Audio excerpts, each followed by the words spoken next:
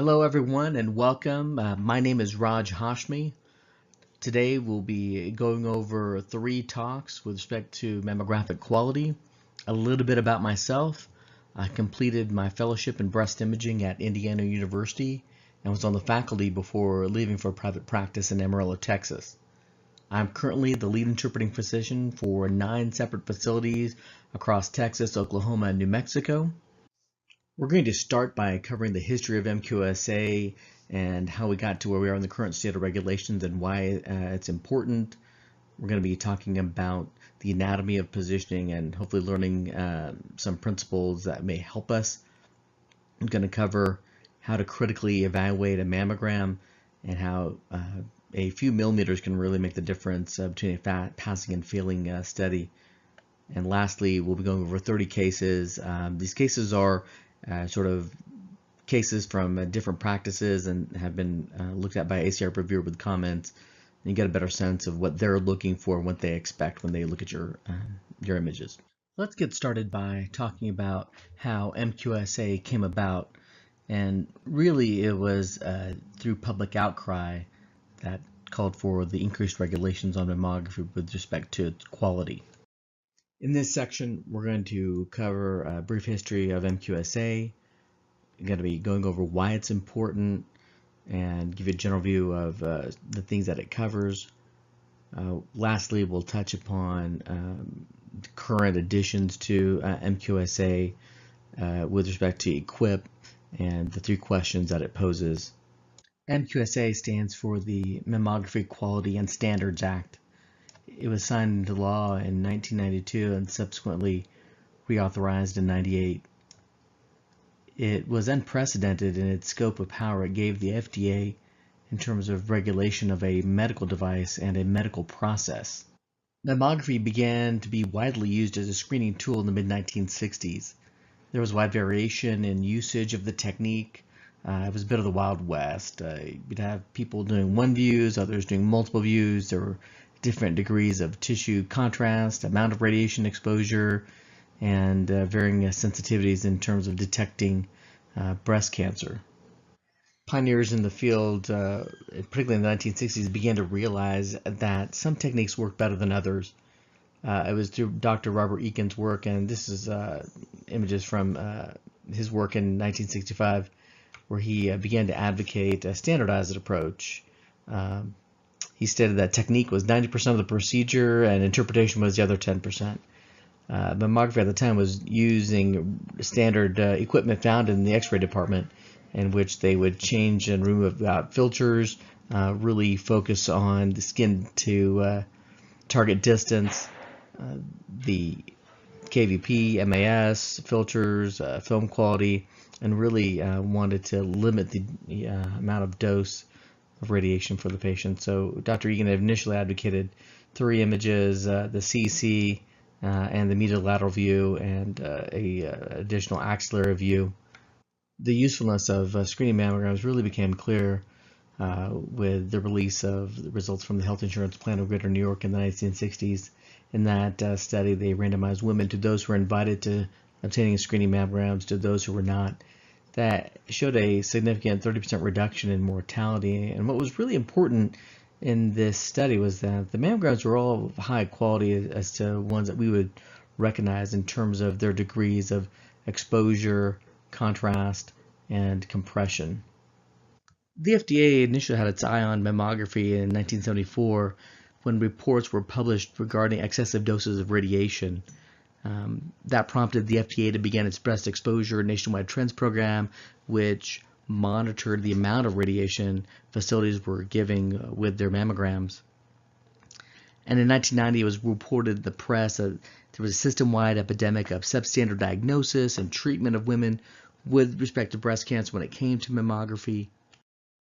There's a scathing report on mammography by the Senate detailing poor quality equipment, lack of quality assurance procedures, poorly trained technologists and physicians, false representations of accreditation, the lack of inspections, and any governmental oversight. Congress then tasked the Department of Health and Human Services with developing and implementing MQSA regulations. A year later, the FDA was assigned the primary responsibility for implementing MQSA by the Secretary of the Department of Health and Human Services. The FDA implements MQSA through its Division of Mammography Quality Standards. It really looks at documentation, looks at training and education, requirements for regular inspections, as well as what happens after the report is interpreted. The quality standards that MQSA looks at are varied and wide in scope. It includes looking at the quality control testing and standards with respect to evaluating the equipment, looks at quality assurance standards, and ensuring that high quality mammographic images are obtained and have good positioning and the appropriate standards with respect to labeling and identification. Looks at equipment standards in terms of the actual physical parameters of the equipment, looks at an annual physicist survey of that equipment, make sure we have a super complete mechanism, infection control, record retention and release, personnel qualifications from the technologist, the physicist, and the interpreting physicians, reporting standards with respect to time frame of those reports, and a medical outcomes audit. MQSA mandates that units be accredited by the FDA or other accreditation body. Facilities be certified by the FDA or FDA-approved state. MQSA covers approximately 39 million mammograms, and in order to allow for compliance of all these 8,600 facilities, it can take corrective and punitive actions. Accreditation is a 3-year cycle in which clinical images, one fatty and one dense, along with the phantom images, are reviewed by experts. Now, these have to be examples of your best quality work, essentially perfect mammograms that are sent. The quality control documentation and the personnel documentation are reviewed. Currently, there are 4 accreditation bodies, including the ACR, State of Arkansas, State of Iowa, and the State of Texas. Inspections are performed annually under contract with states or by the FDA. States that perform their own certification currently include Illinois, Iowa, South Carolina, and Texas. The Act does allow for compliance and enforcement. It can be something as little as just a directed plan of action, but it can include things such as patient and provider notification, which can be a significant headline risk for a facility. It can include follow-up inspection and fees. It can involve revocation or suspension of certification, and can include civil monetary penalties. Violations are broken down historically into 3 categories, but level 3 has been removed. So level 1 is the worst, which includes a deviation that may seriously compromise image quality, and facilities typically have 15 days in order to address those deficiencies. And at level 2, the facility performance is generally acceptable with a deviation that may compromise quality, and those facilities have 30 days to respond. High quality positioning is critical to the effectiveness of mammography. In 2002, there was a study showing that with passing positioning, the sensitivity of mammography was 84%. However, with failed positioning, that sensitivity dropped significantly to 66%. MQSA was enacted all those years ago to improve mammography, but recently there's been an uptick in failure, and the majority of those failures have been due to positioning. So the ACR noticed that of their accredited facilities, 79% of the failures have been due to positioning. The state of Iowa knows that 91% of those failures are due to positioning, and in the state of Texas, 100% of those failures were due to positioning. Failing your clinical images can put you in a world of hurt and put you on a horrible treadmill of reviews. You can be asked for an additional mammography review, which are 30 randomly pulled images that are evaluated, and failing that AMR can lead to a declaration of your facility representing a serious risk to health and order the facility to cease performing mammography. It requires that you notify all affected patients and their referring providers about the facility's quality problems, tells the patients that they need to seriously consider running and not walking, to the nearest accredited mammography facility to have their mammograms repeated.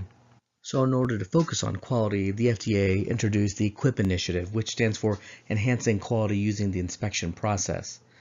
It asks really three basic questions that are asked by the inspector annually. And this allows for a framework to maintain high clinical image quality and puts the burden on the facility in terms of its technologists and radiologists. The first question is, does the facility have procedures in place for corrective action when clinical images are of poor quality? The first part is providing a mechanism for ongoing communication and feedback between the interpreting physician and the technologist. And the second is having procedures documenting any corrective actions taken and the effectiveness of those actions. The second question is, does the facility have procedures to ensure clinical images continue to comply with clinical image quality and standards? So that again is broken down to two sections. A mechanism for regular reviews of imaging quality of a sample of mammograms provided by the interpreting physician and technologist. And B, a documentation of such procedures. The state of Texas requires that to happen more than once a year, so by default you've got to do this at least semi-annually if you're in Texas. The third part is, does the facility have a procedure for the lead interpreting physician to have oversight over the quality assurance and quality control records and to take corrective actions? The lead interpreting physician has oversight of the QA and QC records and requires a quarterly frequency of those records to be reviewed, and the lead interpreting physician to determine whether appropriate corrective actions when taken were performed and how effective those actions were. The FDA does not require a written EQUIP policy, but the state of Texas does require a written policy. In the first 6 months of implementation of the EQUIP initiative in 2017, there were more than 4,100 facilities that were inspected. 44% of this had one or more deficiencies, and those deficiencies are here broken down as per each of the questions. Now, 2018 won't be such a kind year, and that the FDA will become more serious about compliance with respect to the EQUIP questions. The exact mechanism of how EQUIP is initiated is a little bit beyond the scope of this talk, but ultimately it's about more accountability. It's about looking at those images both not only from the lead technologist to the day-to-day technologists and the interpreting physicians and lead interpreting physician. These are things that we should be doing anyway, but it formalizes them in a way that is really part of a overall quality assurance process and ensures that all parts are working harmoniously together.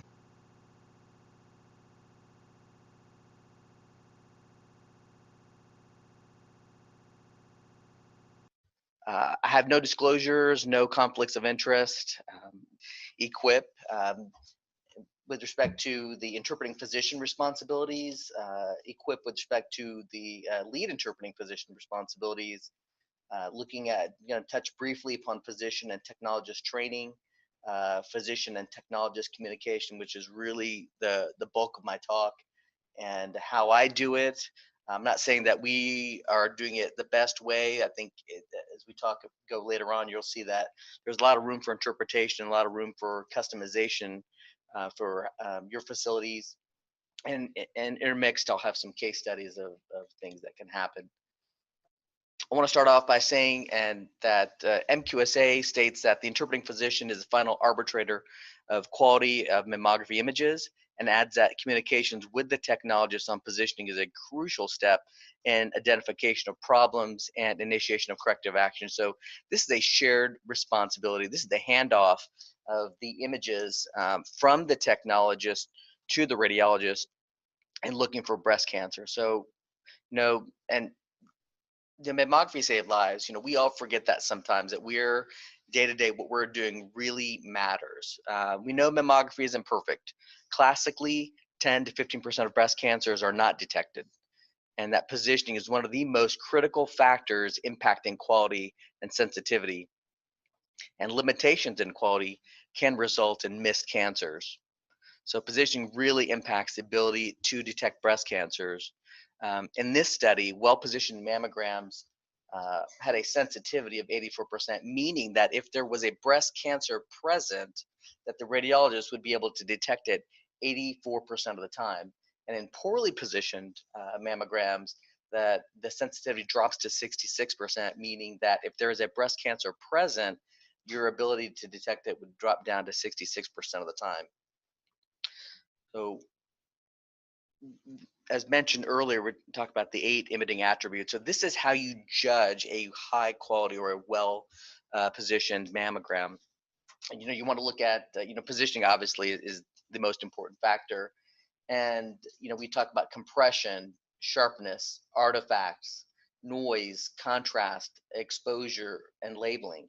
And in today's digital world, you can get lulled into a false sense of security. Well, I don't really need to think about these, the computer takes care of a lot of this, and I just have to worry about certain things. But as we've learned the hard way, you can't take that for granted. You've got to look at all these attributes every time on every case to make sure that they're there. Equip, and I think it's a great acronym. I wish I could come up with cool acronyms like this sometimes, but it adds 3 basic questions annually by the inspector, and it's something that really provides a framework to improve and maintain clinical image quality. And I'm not going to go over all the exact wording of the equip questions. That was covered really wonderfully by the other 2 speakers. And what I am going to do is just kind of talk about sort of different things. But when we have equip, really it's about quality assurance, and there are a lot of different things that go into a quality assurance process. Um, and this is sort of the best practice. So if you're, I think having a written policy is critical. Now, if you're in the state of Texas, that's required. This is mandatory. But if you're not, I think it's important because it provides awareness for everybody in your facility as to what's really important.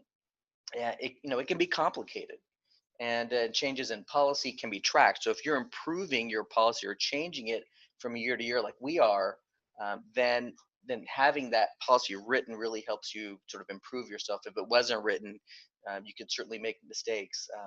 And certainly changes in personnel, whether it be new technologists, new radiologists coming into your system, they can get brought into the fold very quickly and have it be less confusing on what to do.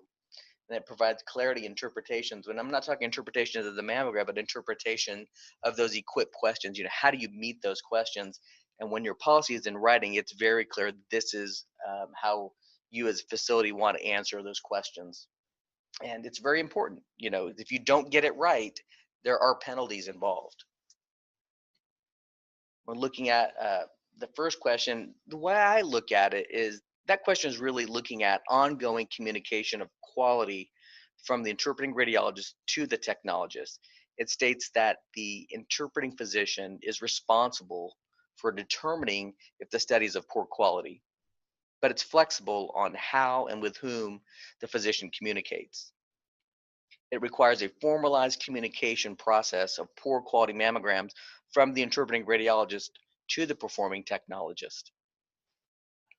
And it requires documentation of that communication, documentation of corrective actions and their effectiveness.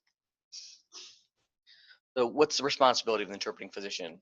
For me, it's finding breast cancer. That's the most important thing that we do. And we have to generate an MQSA compliant report that follows the ACR or the BIRAD standards. But that process of finding a cancer includes making sure you're looking at high quality mammograms. We've seen that, in some studies that there can be a 20% swing in your ability to detect breast cancer from a well-positioned mammogram to a poorly positioned one.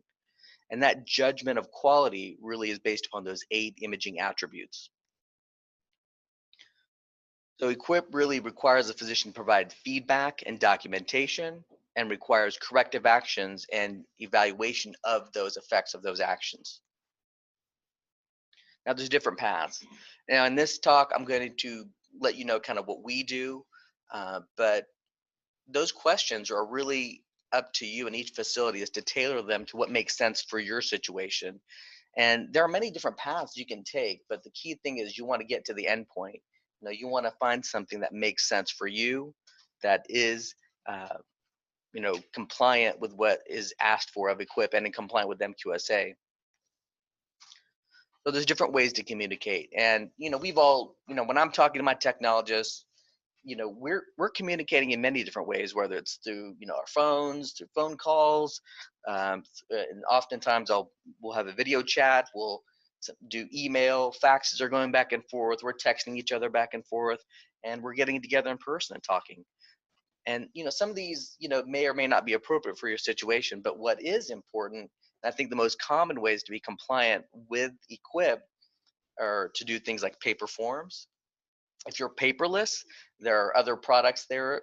For example, PACS and your electronic medical record can be a source of communication, documentation, and currently there are some commercial products out there, some products that will help you with the equip process. Now, I haven't evaluated them, but I know they're out there. There are some products out there that use the power of artificial intelligence and actually can look at your imaging cases and determine, and using the PGMI method, looking at perfect, good, indeterminate, and inadequate mammograms, and that you get that feedback, and it gives you a lot of rich data. So there are emerging products out there that can help you with this process. The American College of Radiology, and you can get this from the American College of Radiology website. This is the optional radiologist image quality feedback form. And this is what that form looks like. There's other parts that come with this form with respect to things with the technologist, and it's more tuned to the 2016 Phantom. But this form has really three basic parts, and I'll read this to you. It says that this report is to be completed by the interpreting radiologist when asked to interpret suboptimal cases requiring the patient to be called back. The form may also be used to provide feedback on excellent quality. The radiologist should complete this form as needed for each case. A system should be in place for analyzing feedback and taking measures for improvement as necessary. So it really has sort of the basics, sort of identifying characteristics that we look for, but its objective is for the radiologist to provide routine feedback to the technologist and manager on quality of images. It starts off with an overall assessment, whether it's excellent, good, needs improvement, but do not repeat, and suboptimal and should be repeated. This is just a little bit looking at those um, quality evaluations. So, for example, positioning, it mentions missing tissue, whether that's lateral or posterior or medial or inferiorly. Looking at the nipple not being in profile, skin folds, pectoralis not down to the P&L, tissues being droopy, narrow concave pectoralis muscle, inframammary folds, whether it's not open or not shown, and images not being centered correctly. But also looks at technical issues, not enough compression, exposure, patient motion, artifacts, and patient ID. The final part of it looks at sort of the corrective actions here. For example, which review needs to be repeated. So in answering the first equip question, how we do it is that we're paperless in many facilities, and so we utilize our PACS in the radiology report. For example, with an inadequate, find my mouse again, for an inadequate cases, that's a technical recall. That's a BIRAD 0 being generated, and in our PACS system, we create a technical recall note on the PACS for adequate, and I'll go into that a bit more detail as how we do all this. For adequate exams that require room for improvement, we call that adequate with comments. And that's a QA note that gets generated to our PAC system. And adequate, no notes. So let me just talk to you a little bit about the practice environment that we have. In my radiology group, we have one large area, which includes, large hospitals, breast centers, other imaging centers within our city that we have, but we also have lots of sort of peripheral sites that feed into our system, not just within mammography, but with MRI, CAT scan, ultrasound, plain film. With respect to breast imaging specifically, we have a very heterogeneous breast imaging practice. I call it a hybrid private practice. We have a large breast center in Amarillo, which does over 25,000 mammograms yearly. This facility has a separate lead interpreting physician. They have 2 technologists that are devoted to quality. Um, but the part that I'm in charge of are our telemammography sites. We have 8 facilities that are spread out over 3 states, and collectively they do about 7,500 mammograms. Um, that covers 6 hospitals, and some of these hospitals um, we go to in person to do procedures such as biopsies or needle localizations. We also cover 2 private practice OB offices. One of these facilities is screening only, and the other does screening and diagnostics as well as ultrasound. So all of this is handled by 10 breast imaging radiologists. So we cover a total of 14 mammography units, and they're digital. Some are tomosynthesis, and we have one that's contrast enhanced digital mammography. And the different vendors that we have are Hologic, GE, and Siemens.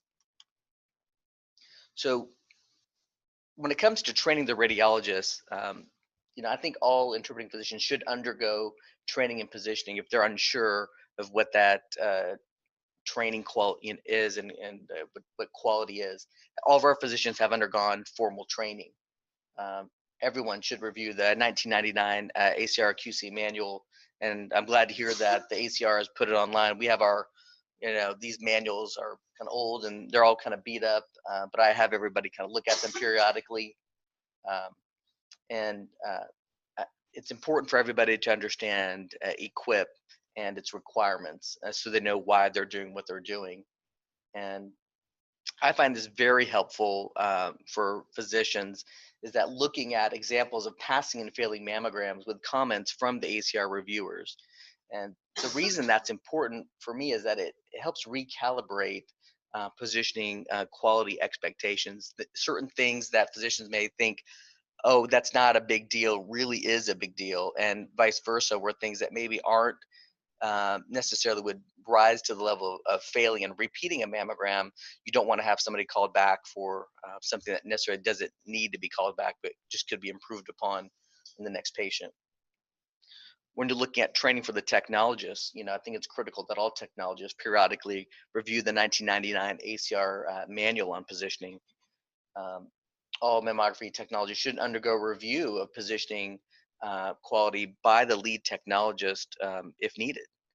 And everybody should understand EQUIP and its requirements. Corrective actions should include training on mammographic quality by the lead interpreting physician if needed.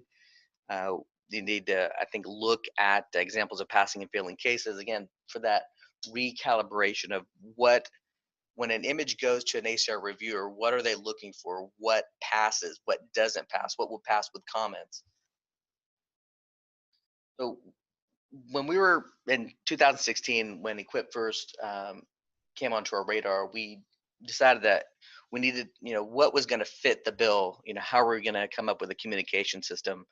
And these were, at that time, we decided that for us, it had to be at the point of care, easy for the radiologist to access, had to be efficient, it had to be fast and integrated into our workflow, and require minimal data entry. It had to meet EQUIP documentation standards. I wanted the ability to do some data mining to be able to look at the data that we were getting and analyze it to help us. And it needed to apply to all of our facilities. We have a very heterogeneous practice, so it can be a challenge to look at facilities that really are paperless to facilities that are not paperless and rely heavily on paper. And it needed to be standardized across all of our facilities and radiologists so that we did not have one policy at one site and one at the other and have confusion as to what applies to whom and where. Um, and and I think for the radiologist, this was important. It's not unusual for us to work 9 to 10 days. It's 9 to 10 hours a day. And if you're going to add, when I'm reading, say, 60 mammograms, if you're going to add 1 to 2 minutes to my time in reviewing those cases, you're adding 1 to 2 hours to my day. and those are hours that you're not necessarily going to get paid upon.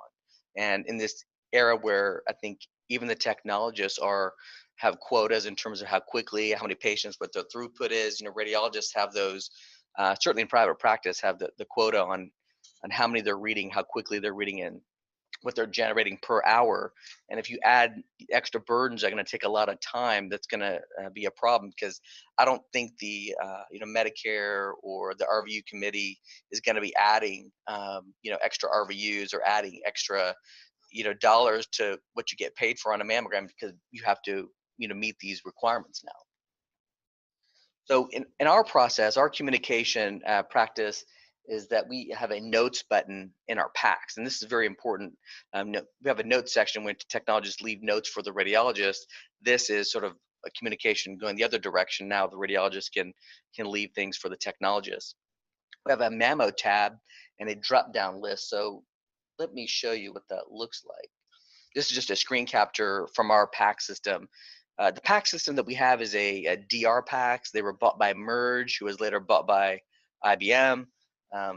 So that system is, once you've clicked onto a note, we have two tabs. We have a general tab, which when we leave quality feedback for MRIs, CAT scan, plain films, these are notes that we leave if a technologist isn't following the proper protocol for ultrasound.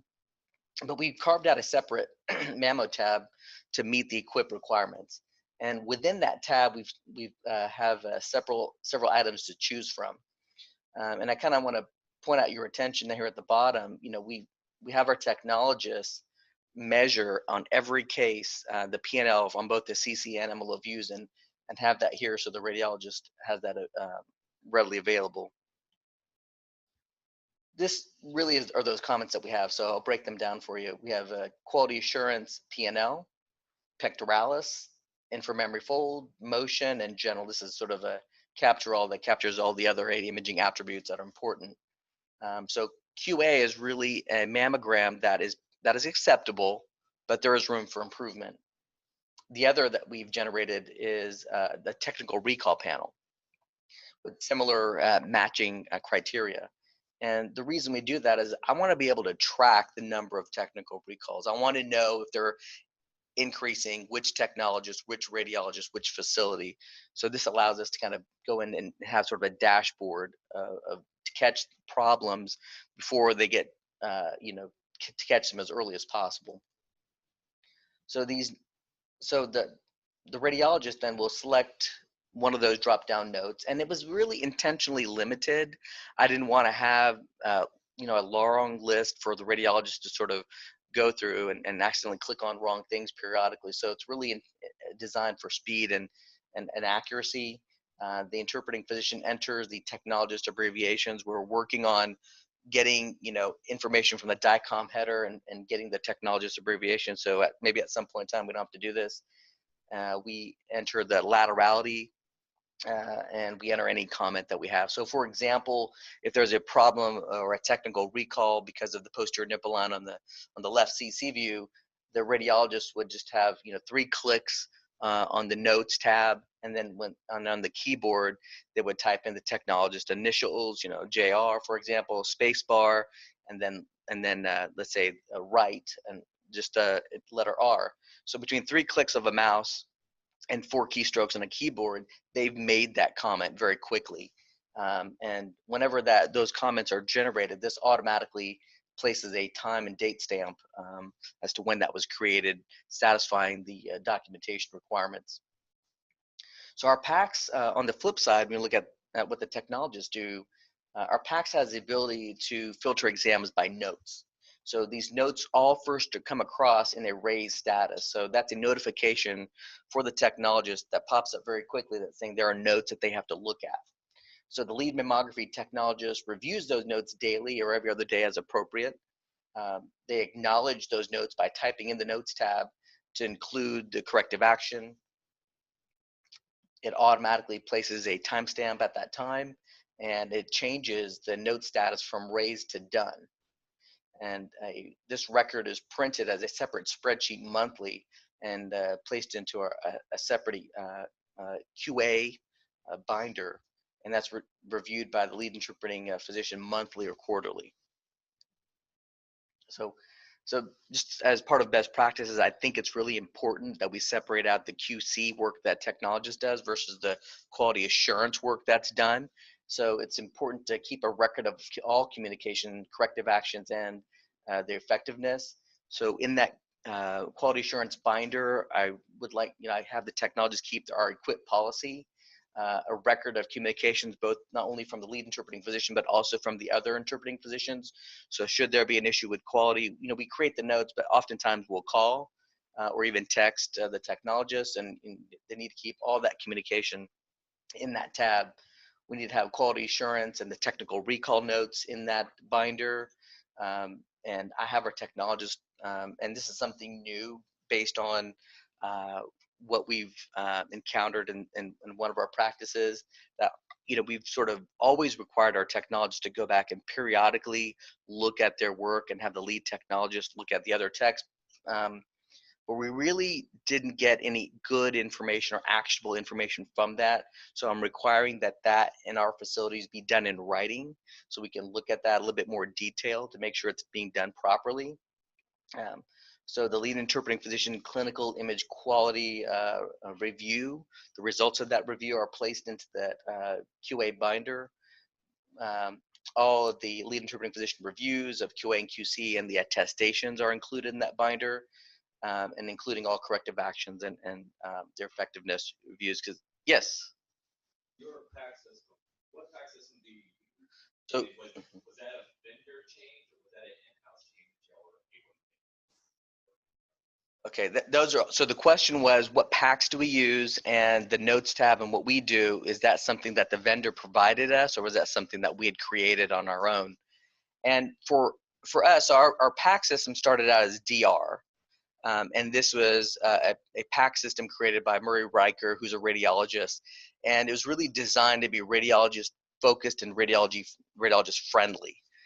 That company was bought by Merge, and Merge was then subsequently bought out by IBM. So this PAC system, then the notes tabs in particular, is part naturally of their ecosystem that they have.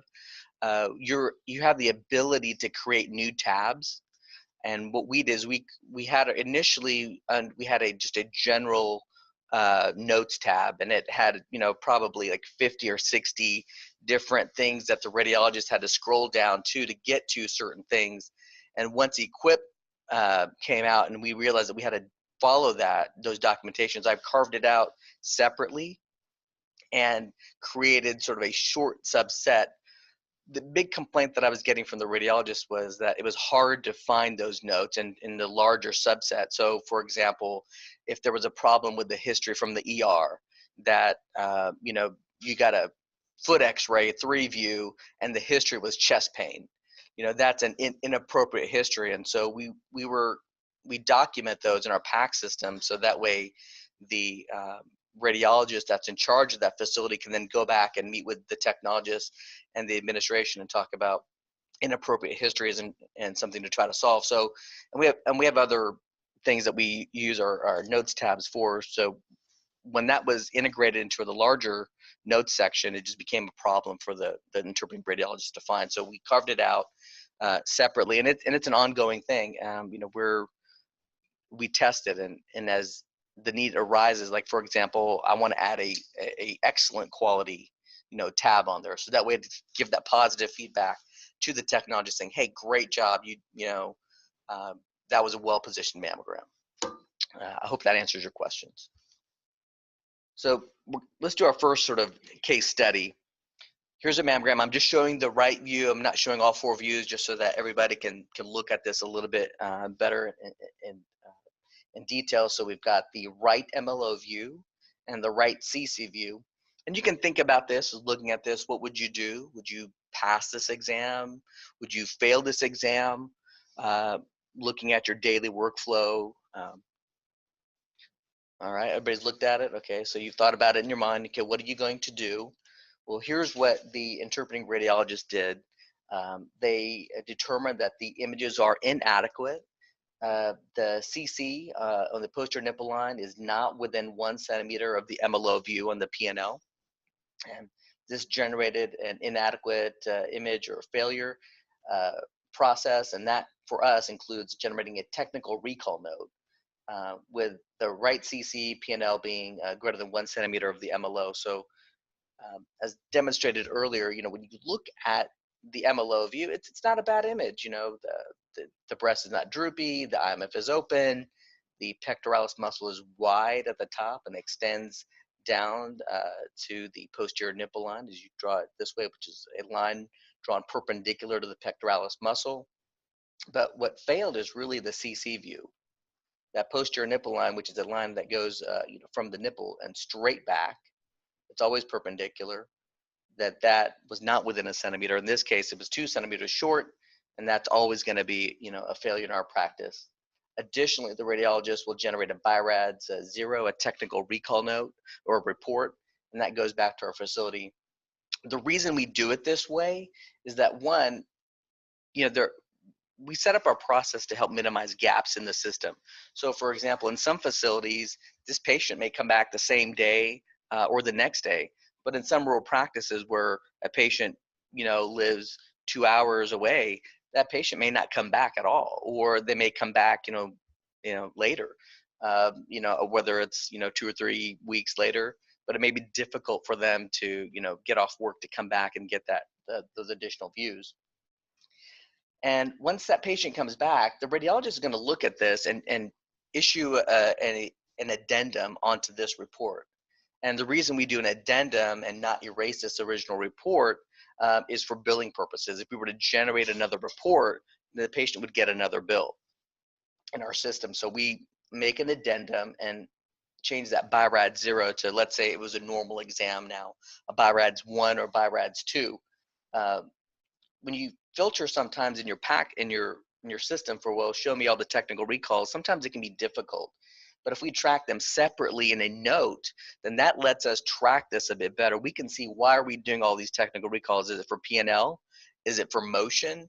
Is it for some other factor, compression? Who are the radiologists involved? Who are the technologists involved? Who are the facilities involved? And it lets us data mine that a little bit better to provide more actionable intelligence that we can go back and fix something before it becomes a process, before our wonderful folks from the state of Texas, get involved in trying to fix those issues. And I think I've mentioned this before. So the interpreting physician really determines, what's inadequate. So we've generated the note, we've generated the report, and now the lead technologist would go back and record and track each technical recall with respect to patient, performing radiologist, interpreting physician, the reason for the technical recall, and when that patient returned for the additional views. For example, if the patient did not return, or we've called her 5 or 6 times, what do we do? In our facility, we will send a certified letter to the patient asking her to return. And if she doesn't return in a certain amount of time, we tattle on her. We call her doctor and let them know what's happening, so that way they can contact the patient. For example, it may be a situation where the patient just has a wrong number, or they don't have a phone number. They may not have an address. Not everybody, can be reached easily. So this way, we try to cover all of our bases and get that patient to come back. Each technical recall patient in our practice is treated like a diagnostic when they return. That means that that patient is waiting for the radiologist to review those images immediately, and we generate a report. So that way, if a cancer or some suspicious finding is found, then we can go ahead and then convert her to a true diagnostic and work her up. That way she leaves that facility knowing what was wrong, or that nothing is wrong and everything is fine. So if we did find let's say, potential cancer, then she would know that, okay, I've got a biopsy scheduled, or I've got an ultrasound, or some other appropriate action happening. What we try to do here is minimize the patient. What the worst case would be to have her come back a 3rd time. So sometimes technologists will ask, well, Dr. Hashmi, can I just come back and just repeat that motion case and then add it on and have her go? and she's got to get back to work. And we say no, we want her to wait, because the reason we repeated that image was that there was the potential of a calcifications or something being missed. So if those images are reviewed and we do see something, we want to be able to work her up, because you sure would hate to have her have to come back then a third time, for that appropriate workup. All right, let's go on to case 2. So this is what I call 5-view mammogram. So we've got our CCs on the right and left, our MLOs on the right and left, and then a repeat MLO that was performed. So I'll let you look at this, think about it. What would you do in this case? Would you pass this exam? Would you fail this exam? What would you do? Right. So in this case, the interpreting physician determined that the case was adequate, but there was room for improvement. So the left CC view is medially exaggerated. There are skin folds bilaterally, and the compression was inconsistent between the views. So on the right CC view, it was noted that the compression was 11 decanewtons, and on the left, it was 4. When it comes to compression, when you're looking at your patients, if the breast sizes are relatively the same, your compression, your compressive force should be roughly the same. And in this case, it wasn't. And we wanted to make sure that the technologist knows that. Even though they kind of repeated this study to try to get rid of these skin folds, so this was not a failing case by any means, but it wasn't a perfect case. This case had some issues, and there was room for improvement for the technologist. In this case, a quality assurance note was generated by the interpreting physician. This was reviewed by the lead mammography technologist, who gave feedback to the performing technologist. The corrective action was determined, and this was reviewed by the lead interpreting physician once completed, every quarter or as soon as needed. Kay went over this wonderfully and in detail, and these are the common positioning deficiencies. Inadequate visualization of posterior tissues. That includes posterior nipple line on the CC view not being within a centimeter of the MLO. Inadequate amounts of pectoralis muscle, sagging breasts, inadequate IMF, breast being positioned too high on the receptor on the MLO, skin folds obscuring breast tissue, excessive exaggeration of the CC views, portions of the breast being cut off, other body parts projected, and inadequate compression. Prior to EQUIP, in an effort to improve our quality, we had developed a quality checklist that we use for our sites, and we found this very helpful. We found that basically in every site that I cover, that there are no dedicated technologists for mammography, meaning that's all they do. The mammotech does the ultrasound, she's running the MRI, she's running the CAT scan, she's going to surgery to run the fluoro unit. So it can be a challenge sometimes for them, in their busy practices, to sometimes look at everything. So we created this checklist, and on this checklist, it's really sort of a simple yes, no, and we require the technologist on every view, and we do this at our large breast center, to measure the P&Ls on every case, on the CC, the MLO view, and we have other sort of checklists based upon those common deficiencies that can occur. Meaning, and the reason for this is that this quality checklist allows for us to limit the amount of technical recalls. It limits those patients having to come back, and we require all of our technologists to provide a reason for limitations in positioning quality, and that can be entered into our packs and is also written in the history worksheets or the quality checklist. And the reason we use that quality checklist is to, again, minimize those technical recalls, so the technologist knows, if I don't get this right, if I don't get that P&L within 1, Dr. Hashmi is going to bring that patient back. He's going to technical recall that, so they know what we're looking for. And if they check off on it, then it lets me know that as a diagnostic tool, that maybe I need to talk to the technologist about, maybe we need to go back and review how to measure the P&L if they're measuring it differently than what we are. And For example, if the technologist checks off that the IMF is present when it really isn't, we need to go back and revisit, okay, what's acceptable, what isn't, and are you looking at your images rather than just kind of checking yes to everything and everything, is perfect. So I find that checklist very helpful. It's a great diagnostic tool for all of us. So I want to talk about another best practice here. I think, and this was mentioned by Kay, you want to document your patient limitations. You want to document them, appropriately, whether following your policies, whether that's on the history sheet or your PACS or other mechanism that you have. And we have our radiologists actually put that into our report. So if you tell us that the patient has a limitation, the radiologist will add that to our report saying there is a limitation in this report and this is why. And so we require specifics to be given, not just that, oh, the patient had a limitation, I did my best. We want specifics. So for example, the patient had a fused neck and frozen shoulders, which limited her range of motion. And we need to be able to put that in place so that way, should we ever get audited, the reviewing radiologist can get that information from reading both the report and going back and looking at the technologist history. And I want to kind of touch upon this briefly, and that patient non-cooperation is generally not an excuse. So just because, oh, the patient wouldn't let me position her properly, that's not an excuse. That patient's going to come back until she lets you position her properly. And we've been finding that sometimes we get reviews back from the reviewers from the American College of Radiology.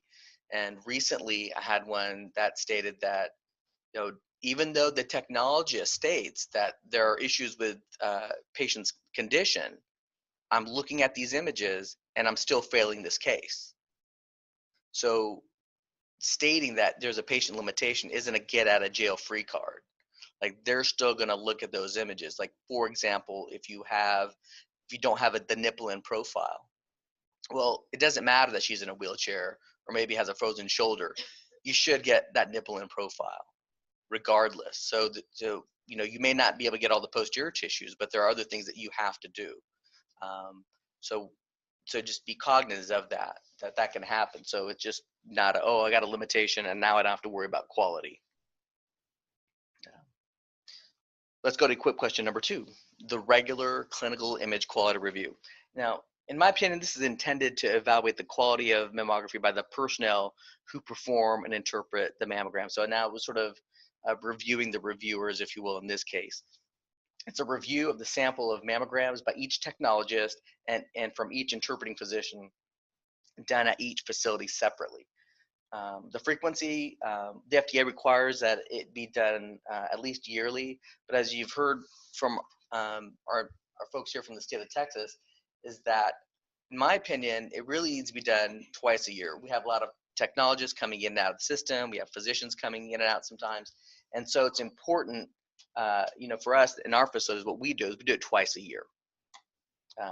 And that's not a small task. And, in terms of the number of cases, there's really no minimal sample size.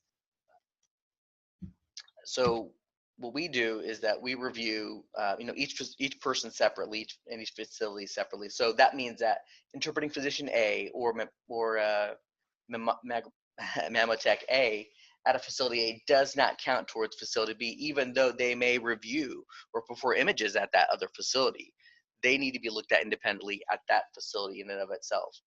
What we do is we pull 3 cases from each interpreting physician and each technologist, and this is performed biannually for us.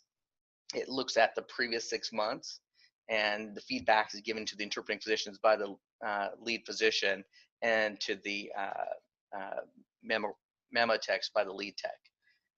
And this is not a small task. When I perform our clinical image review, I'm looking at about 400 images, 400 patients, so 400 times 4, I mean, that's a lot. I mean, my eyeballs are falling out at the end of the day when we're doing that. So this is certainly a task that takes 1 or 2 days in our practice. And this is an example of the review that we perform. So this is the Excel spreadsheet that's generated from our PACS system. So each of these, so that review that I perform is done on our PACS as I'm looking at those cases. And those cases are randomly selected by the technologist and sent to us, and I create a work list. And so this facility, has the date and time. Here's the patient information that I've blocked out for HIPAA reasons. Here it shows you when, who reviewed it, and when, and then comments. And I'll type a P for passing, and if there's a comment, I'll write out what that is, so that way the technologists know, the interpreting physicians know, and they get feedback as to what we found on this case. So, and this review is then printed out. The other practice that we require is that our technologists do a periodic review of images themselves.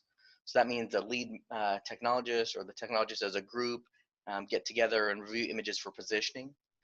They provide each other with feedback on quality and generate corrective actions to improve those deficiencies. Now, we've been sort of doing that informally. We're asking our technologists to do that anyways, and they should be doing that anyways.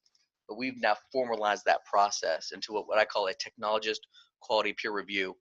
It's modeled off of the clinical image quality review that the lead interpreting physician does, but this is done monthly, and it's a review of cases from each technologist at that facility, and it's up to them as to how they determine how many films they want to look at. We use a standardized review form that's modeled after the review form from the American College of Radiology. They fill out that form individually or as a group. We're trying to look for trends, determine corrective actions that need to be taken, and look at the results of those corrective actions. And this is reviewed with the lead technologist quarterly, with the lead physician. This is sort of the form that we have. As you can see, it's modeled basically off of the peer review one for the radiologist. And here just says results and corrective actions. So that way, for example, the technologist could say, we reviewed, 5 cases from each technologist. This is what we found, and this is what we're going to do, about that. So this is an example of that scenario. So here we have case number 3. In the scenario, this is part of the technologist peer review. This is the case that they're looking at. I'll have you guys take a look at this and tell me what you think. What would you do here? So we've got right and left CCs, we've got MLOs and MLOs that were repeated. All right. So this is, how the technologist would fill out that peer review form. Is that in this case, it was suboptimal. The right CC view had the medial part of the breast cut off. Go back, you can see it right here. There were skin folds both on the right MLO and left MLO views. The left MLO view was droopy, and the IMF was not open. Let me go back. Sorry. So you can see it's droopy. IMF wasn't open, and so they repeated it to open it up, but they then lost the pectoralis muscle. There are body parts that were projected over the exam. So here, there's a shoulder, and that's why she repeated that image to try to get that shoulder out. But again, now in trying to fix this issue, then now the pectoralis really, is suboptimal. So the results of the technology peer review were that this is inadequate positioning. The right CC was cut off. There were issues with the MLO views and skin folds. So they noticed that the technologist tends to struggle with the left MLO. And we noted that from the previous reviews. So the corrective action here was collegial counseling. The technologist will work with the lead technologist on improving and getting those MLO views and working on the up and out maneuver. And she'll take care to look out for body parts. So here, with the up and out maneuver, all the technologists were performing that. But on the left side, she really tended to, when she did the up and out maneuver and as the compression paddle was coming down, she tended to move her hand downward rather than upward to get it out of the way. And that's why those breasts were droopy. So, this provided us, since we were doing that before, we'd see a pattern. And now we know, okay, this is something specifically that she needs to work on. So this was placed in the QA binder, is reviewed with the LIP quarterly. And the QA note on this case was made by the interpreting physician, but they passed it. They said it was had room for improvement, but they didn't fail it. And so this then triggered the lead interpreting physician then talking with the interpreting physician on what's inadequate and what needs to be called back for technical recall. All right, question number 3. procedure for the lead interpreting physician to oversee corrective action and quality control records, corrective actions if necessary, and their effectiveness. So this requires, in my opinion, a written standard operating procedure. And that's, again, as mentioned several times, that's required if you're in the state of Texas. So the frequency of those reviews, the FDA states that it should be done as appropriate. In Texas, that's required every 3 months or more frequent as needed. The lead interpreting physician must review the physicist test results within 60 days. An annual review of the policy and procedures has to be performed every year. An annual review of corrective actions have to be performed. When it comes to documentation of question number 3, if you're with the American College of Radiology, that can be sort of a signed standard operating position by the lead interpreting physician, or signed LFP attestation, or verbally answer questions during the inspection. But again, if you're in Texas, that's not going to work. And in Texas, we require documentation of the lead interpreting physician review annually of the policy and procedures manuals as well, and of the corrective actions. So how we do it is that the official review of the QA QC records is done quarterly. That's emailed or faxed to me, or sometimes brought into me, and I'll review it in person. We have a meeting or teleconference to discuss the corrective actions and the results. We place a signed attestation of the review in the QA or QC binder as appropriate. We'll do a review of the IP comments and the corrective actions taken. Review that monthly as quarterly as needed, and we evaluate for trends, trying to look for what can we improve upon. This is done periodically or in person and teleconferences. There's a lot of communications that happen normally through just our day-to-day work, whether it's through the phone, or I'll text a technologist, or they'll text me some questions, and all that gets documented and put in. So the quarterly lead interpreting physician review also includes the monthly technologist peer review that we've added, the results and review of corrective actions required and documented by the lead technologist. And again, we're looking for trends. Future directions that I'd like to do is, we want to be able to have a better access to data mine or QC notes and looking for those trends. We want to track the number of QA and QR notes generated by the interpreting physicians. We don't want to have necessarily a quota system, but we do want to look at, who's making the notes, how often, what's changing, and we can judge, how good or bad the radiologists or the technologists are doing, maybe based on just the sheer number of notes being generated. We want to tend to look at our tracking by site, technologist, evaluate for corrective actions. I want to help provide feedback for quality improvements. For example, for a certain technologist, she has a suboptimal, whenever there is a technical recall, that suboptimal P&L 70% of the time is on the left side. So that kind of lets her know that, okay, that's what I got to work on. And we're going to be hopefully adding, positive feedback on excellent quality, and giving them, positive feedback, not just all negative feedback. And that's all I have to say. And I want to thank everyone for inviting me here. It's great to be here, and quite an honor. So thank you. Any questions or concerns or comments? Someone online did ask, do other states have anything similar to EQUIP? Well, EQUIP is a federal policy. So if you're part of the United States, you're under EQUIP. What the state of Texas does separately, and I'm not aware of any other state that does this, so we just have sort of a stepped up requirement. So for example, the written requirements that we have are in there. We have certain requirements that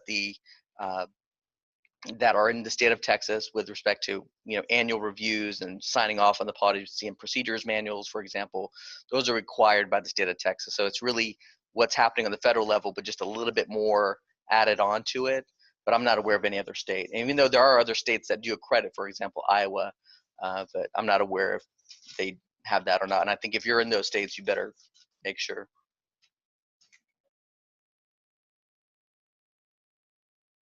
I'm pleased to talk to you about a topic of positioning. Everyone agrees that obtaining high quality mammograms are important. As we're focused in the reading room looking for breast cancer, we can sometimes let positioning slide. Today, I hope to cover the science behind the art of positioning and critically look at the quality of positioning. We will critique mammograms in a very technical way, the way a lead interpreting physician, or even more importantly, the way an ACR reviewer may look at your exams. Our skills as medical professionals can get dull over time. We keep them sharp by learning through CME and hands-on learning.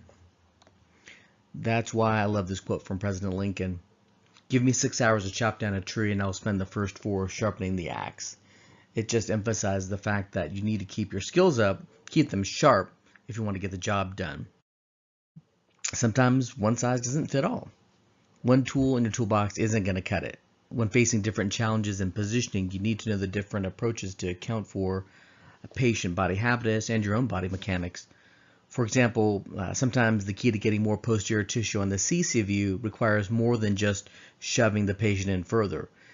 Raising the receptor and mobilizing the inferior breast tissue. Maybe you need to have the patient take a quarter step back and lean forward into the receptor.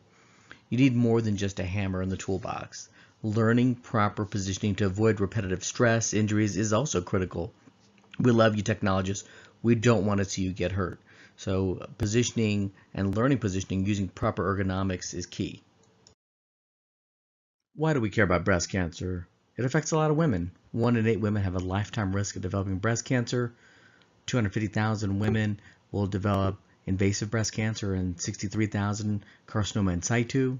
This results in just under 41,000 deaths per year from breast cancer, and men aren't entirely unaffected either. There is good news, however. Mammography saves lives. We make a difference. For some outside the field of radiology, there may be controversy as to how much of a difference. Traditionally, there's a 35 to 40% reduction in mortality with annual screening mammography.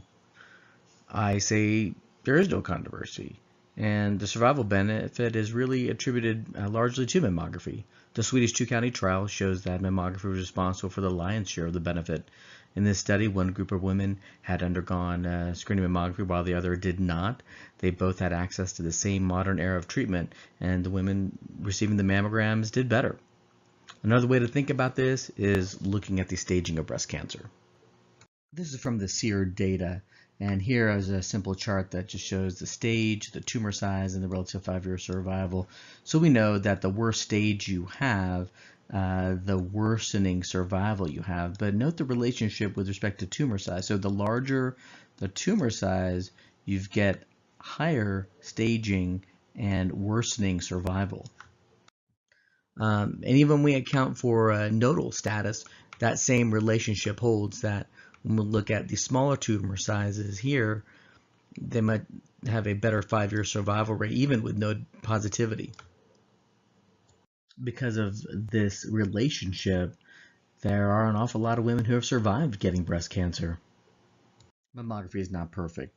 10 to 15% of breast cancers are not detected, and positioning is one of the more critical factors impacting the quality and sensitivity of mammography, and this limitation in sensitivity can result in missed cancers. We know that a well-positioned mammogram can have a sensitivity on average of 84%, whereas a poorly positioned mammogram, that sensitivity can drop to 66%. Quality of a mammogram is defined by 8 imaging attributes. That includes positioning, compression, sharpness, artifacts, noise, contrast, exposure, and labeling. And with the modern era of digital mammography, labeling, exposure, and contrast typically are set automatically. So what we're left with is really an emphasis on positioning, because positioning can affect compression, sharpness, and these other attributes. Positioning is so important that the American College of Radiology launched the EQUIP initiative, which stands for Enhancing Quality Using the Inspection Program, because failure positioning is the most common category of failure for the entire program when it comes to accreditation. Just by no means is a comprehensive list, but really this is just some of the more common positioning deficiencies that we'll encounter in our day-to-day practice and review of film. So we're looking at inadequate visualization of the posterior breast tissues, and that can be determined by the posterior nipple line on the CC view not being within 1 centimeter of the MLO view, inadequate amounts of tissue on the pectoralis muscle on the MLO view. We can see sagging breasts on the MLO view, inadequate inframammary folds, the breast being positioned too high on the image receptor on the MLO view, skin folds obscuring breast tissue, We can get excessive exaggeration medially or laterally on the CC view. We can have portions of the breast cut off. We can have other body parts projecting over the breast tissue, and we can have inadequate compression. Let's put a little bit of that into practice. Here's an example of a right breast only. Let's take a look at how we should approach this. So let's look at the MLO. We've got the nice inframammary fold. We take our posterior nipple line and we go back, and when it goes down to the pectoralis line, there's no major skin folds. The tissue seems appropriately compressed. Looking at the CC view, the nipple is directed relatively perpendicularly. I think the BB marker is a little bit eccentric to the nipple. No major skin folds, so how would you judge this? And I don't want to bias you in any way, so just take a look and tell me and just kind of think quietly to yourself what you would do. So this is the result of that case, and there's a technical foul. But why? Hopefully this is your lead technologist or perhaps your lead interpreting physician looking at this case saying this is not an acceptable example without a very good reason. You certainly don't want to let this pass in your everyday reading practice. Certainly would never want to submit this as an example of your best work for accreditation. If you did submit this for accreditation, then this is how you and everybody would feel. Here's another one. This is the right breast only again. Would you pass or fail this? Let's look at the left MLO view. We'll start with looking at the IMF. Looks nice and open. We're looking at our pectoralis muscle, which is right here, nice and bulging forward, so it's convex. We would draw a posterior nipple line going this way, and the line does extend to the pectoralis beautifully. No major skin folds. Our nipples in profile. There looks like there's good compression. There's no motion. So far looking pretty good. We turn our attention to the right. We see that the pectoralis muscle is in the field of view, so we can put our rulers down. We don't need to measure anymore. Our nipple is not in profile, but we did get it here, so we're okay.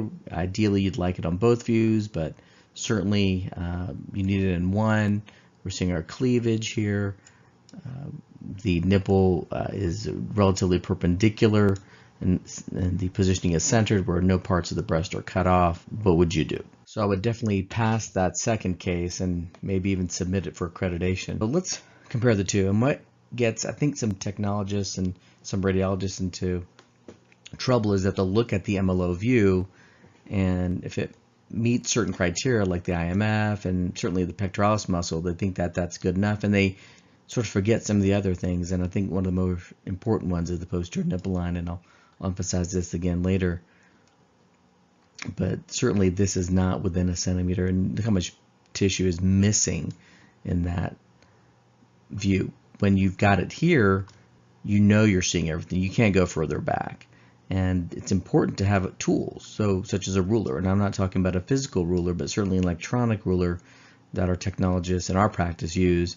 And we have them measure every P&L and look at the cases critically to figure out if it's something that would pass our everyday standard of a good quality mammogram. So this is what I wanted to accomplish today with you all, is look at critical imaging assessment, is how a radiologist, a lead technologist, or an ACR reviewer, or a lead interpreting physician looks at those images in a very detailed way. They have very specific and technical criteria that goes just beyond the eyeball. Certainly there's things that you can look at and have a gestalt feel, but other things when it comes to certainly submitting them for accreditation, you really do need to break out the ruler.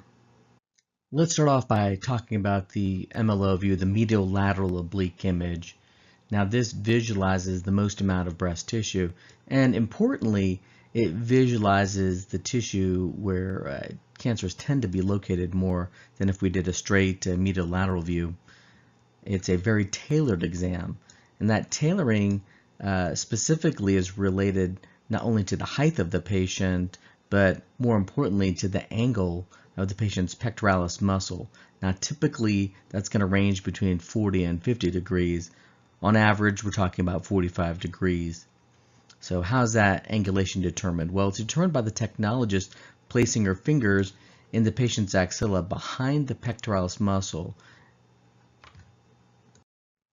Here's an illustration of that concept. Here we have the patient and the technologist placing her hands kind of within the axilla and looking for that angulation of the pectoralis muscle. And typically you want to do it with the arm somewhat in the abducted position, similar to where the pectoralis muscle is going to be angulated when the arm is placed into proper positioning. Let's go over the anatomy a little bit of how the MLO view is obtained. When you're raising your image receptor, you're going to raise it up to this level right here. And I like to use the sternoclavicular notch as a rough guide as to how high to take that. The pectoralis muscle is here with the arm in the abducted position, so you can see where that angle is. Sometimes people will make the mistake of looking at the fold of the breast and trying to match that angle. It's important in this diagram to look at where things are fixed.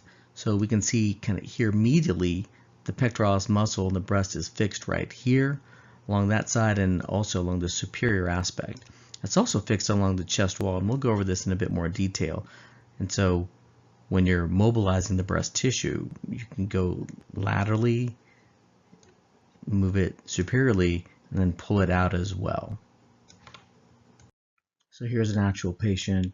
Again, we're going to raise the top of the image receptor to the sternoclavicular notch. We're going to match the angulation with the pectoralis muscle.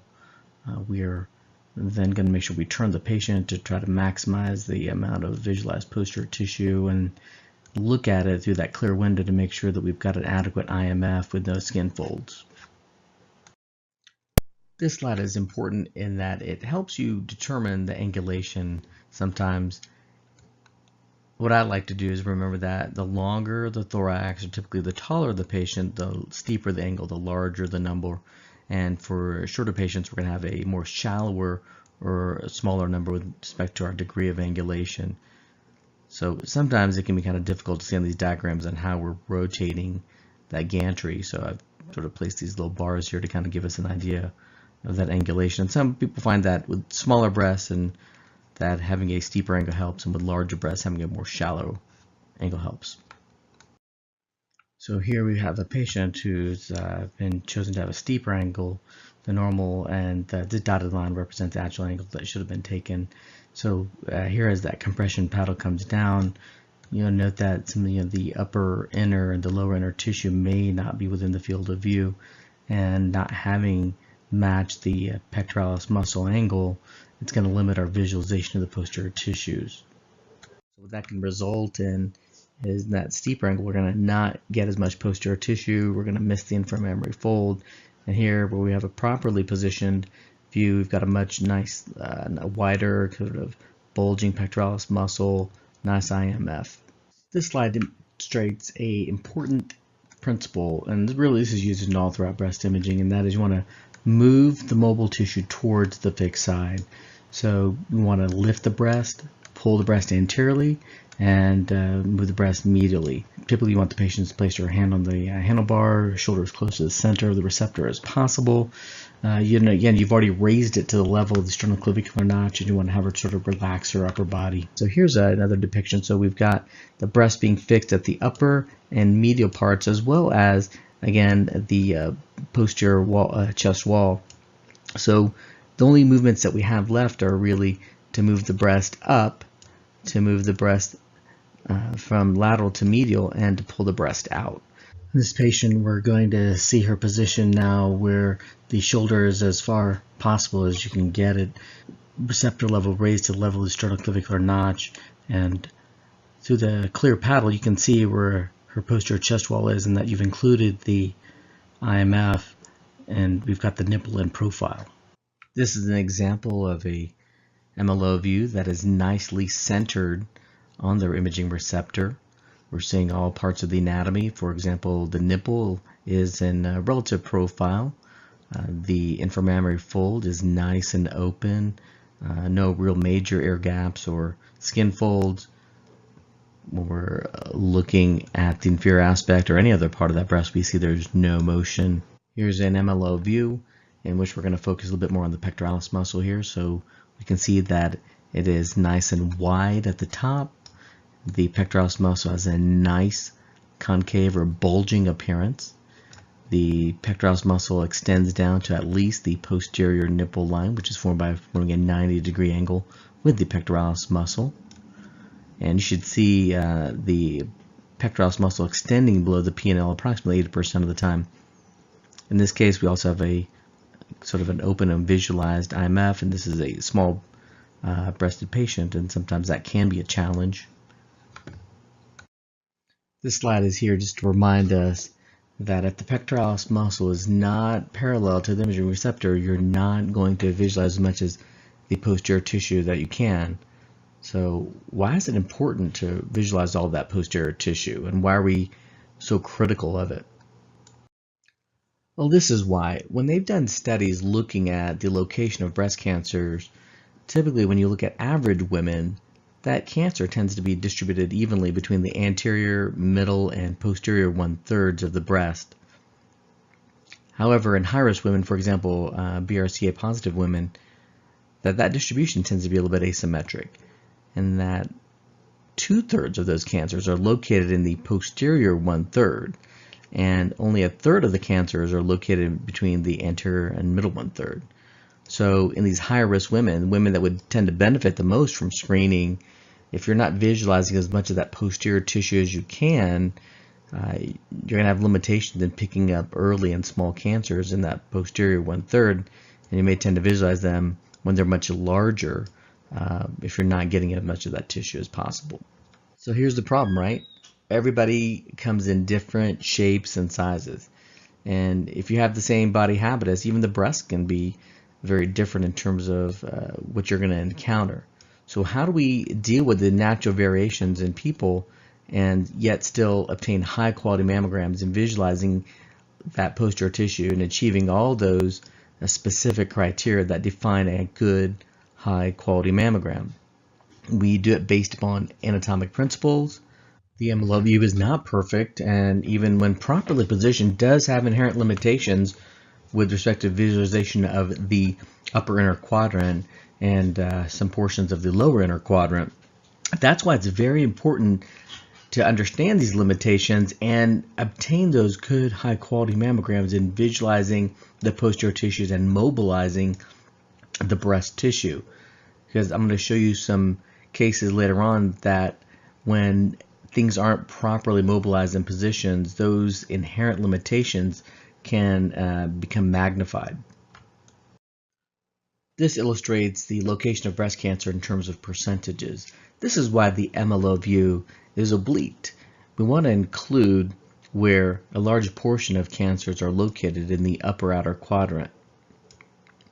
This effort to obtain greater tissue here does limit the ability of us detecting cancers in the upper inner quadrant. As that compression paddle comes down in the oblique fashion, portions of that breast may not be included in the field of view, and that's why it's very important for us to mobilize as much of the tissue as we can to help include this, to help mitigate some of the inherent limitations of that angulation. I'm struck sometimes when I'm reading breast MRI how much great anatomy there is. So I've shown an MRI here to kind of help illustrate some of the principles in the anatomy that we're talking about. So just to orient everybody, for those who may not be as familiar with reading MRI. So we have the left breast, we've got the right, there's our chest wall, we've got the heart, and I've drawn in a detector and a compression paddle. And you can see how much posterior breast tissue there is, and we want to try to include that.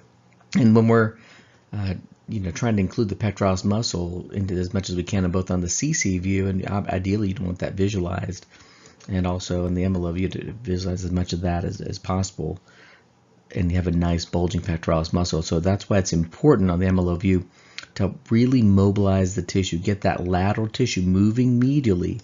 You can see how it's relatively fixed here, so if you try to move the tissue this way, it's going to be very difficult. It's going to be a very painful mammogram.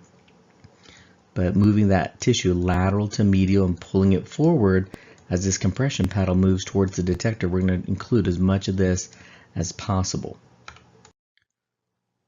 So I've taken that same drawing and drawn it in to give you two examples of what could happen if we had a cancer located in the posterior 1/3, sort of in the medial part of the breast. So here's the sternum, just to kind of give us a relatively fixed point. This is the axilla. We're looking at that left breast again, and here's that fixed detector. Here, as the lateral portion of the breast was not mobilized medially, and as that compression paddle moves down, it's going to, number one, be a bit painful as it scrapes across that sternum and pinches the tissue, but more importantly, we're going to miss imaging the posterior tissue and potentially a cancer. Here we've got a little bit better positioning in that we've taken that breast tissue and we've mobilized it from lateral to medial, and now we're against that detector now as that compression paddle moves down. Because we pulled all that tissue forward, we mobilized it, now we have got a shot at visualizing that cancer. This is a diagram of different degrees of breastosis, and what we're trying to do with positioning is trying to raise that breast and get it back into this zero state. So that means lifting that breast up and out and opening that IMF. And the mistake that some technologists mistake is they'll kind of stop at this level, but we really need to get to here where we can lift that up and out. When comparing the digital detector to the traditional film screen detector, the digital detector has more depth, and this requires the patient to be placed more forward into the machine to help visualize and get that breast tissue. So sometimes the patient needs to have a bit more coaching from the technologist. So what's wrong here? We can see on this MLO view that the breasts are droopy, and this results in a cascade of other problems. For example, we don't see the IMF, and there's a large skin fold here involving this limited aspect of the posterior breast tissues. And because of this droopiness, there's a limitation with respect to the posterior nipple line. As we draw the posterior nipple line straight back at a 90-degree angle, the pectoralis muscle does not extend to that. What's wrong with this MLO view? Again, because of the breasts are droopy, that this again results in a cascade of other problems. So the inframammary fold is not open and well visualized. There are large skin folds here. So it's important to know where these folds are located so you can address them. The longitudinal fold is always going to be the lateral aspect or the detector side, and the horizontal fold is on the medial side, and this can be seen by the technologist. We see what's right is that we have a nice convex pectoralis muscle. However, when we draw the posterior nipple line, it falls just a bit short and extending down below that PNL. So how do we solve this problem? As the compression paddle is compressing the breast, your hand should be here, and notice the thumb is not out, it's in, and using the heel of the hand, the technologist is performing the up and out maneuver, which keeps that inframammary fold open while the breast is then placed into compression. And while the breast is compressed and fixed and no longer moving, then the technologist goes back and pulls and straightens out the abdomen to eliminate that horizontal and longitudinal skin fold that we noticed earlier. And this is why the paddle is clear, so as you can look through, you can see those problems before you shoot and have to expose the patient. If you see problems here, there's really no point exposing the patient, and you know you're not going to get the images that you want. On this MLO view, we see that there's a large skin fold. The breasts are droopy, so the technologist needs to perform the up and out maneuver to really open up that IMF. There's a little bit of an air gap here, and that can be caused by some skin folds here that you need to perhaps pull down the abdomen to straighten that out. When you draw the posterior nipple line, it does extend down to the pectoralis muscle. On this view, the technologist did perform the up and out maneuver, but maybe could have pulled down the abdomen a little bit better to eliminate some of these skin folds. The pectoralis muscle is bulging and does extend to below the posterior nipple line. However, the chin was in the field of view. And this right here can sort of eliminate all the good hard work that was done by the technologist in positioning this mammogram. In this MLO view, the technologist did not perform the up and out maneuver, and that would have prevented the cutoff of the breast tissue here. That droopiness results in a lot of skin folds, and you can see the large skin fold here that maybe needed to be straightened out prior to this being obtained. The technologist repeated a second image here, and again, using the up and out maneuver resulted in better positioning, but then she failed to place the patient as forward as possible into the unit, and that pretty much eliminated nearly all the pectoralis muscle and resulted in this large skin fold. So, unfortunately, the technologist went from one bad image to another in trying to solve one problem, creating others. On this MLO view, the technologist failed to place the patient's shoulder as far anteriorly or towards the center of the imaging receptor as possible. There are skin folds here, and the technologist really still has some drooping breasts and could have benefited from the up and out maneuver. Although the pectoralis muscle extends to below the posterior nipple line, it really doesn't count just because of how poorly this is positioned with respect to the pectoralis muscle. This is a problem that's encountered with patients that have implanted devices. Sometimes those devices can result in significant underpenetration and compression of the natural breast tissues here. So we really have a drooping breast, even though we're able to get the bulging pectoralis muscle. Really need to do the up and out maneuver and pull the tissue down to eliminate these skin folds. And when the technologist notices that there's under compression or under penetration of the glandular tissue, a repeat study should be performed in the anterior compression fashion to look at this tissue and maybe not have the device in the field of view as a supplemental view. This case demonstrates a finding that can be difficult for the technologist to visualize in their workstation review. And here we've got a relatively well-positioned mammogram, but it's got a very critical finding that will always result in a failure. This is a magnified view, and sometimes it's better seen in the radiologist workstation where the lights turn out, but if you magnify this on the technologist workstation, it becomes very apparent that you can see all this motion artifact. So on the MLO view, insufficient compression often leads to motion and sharpness and the motion artifact, and that can obscure calcifications and subtle masses and even architectural distortion. So it's very important to look for that, and it's often associated with drooping breasts. And the best area to look for that commonly is on the inferior margin of the MLO view. So here's an example of a case where we use a very large image detector. You can see you've got just a lot of gap right here, and it results in really just kind of suboptimal compression of that tissue, whereas when using a proper paddle on that same patient, you see the tissue separate out much better. It's important, I believe, to go back and look at the prior mammograms to see maybe what size of cassette they used, and that can help you moving forward in choosing the right techniques and settings. Here's another example where we have a sort of a long breast, and sometimes in order to get that pectoralis muscle, we'll sacrifice a lot of things, but that's really suboptimal. This would be a failing image every time, which we've got these large skin folds, and we really need to reposition that breast, kind of lifting it up and out and straightening out that IMF. And if we need to, doing an anterior compression shot to visualize all the breast tissue. So here's an example of that. So we've got a large breast.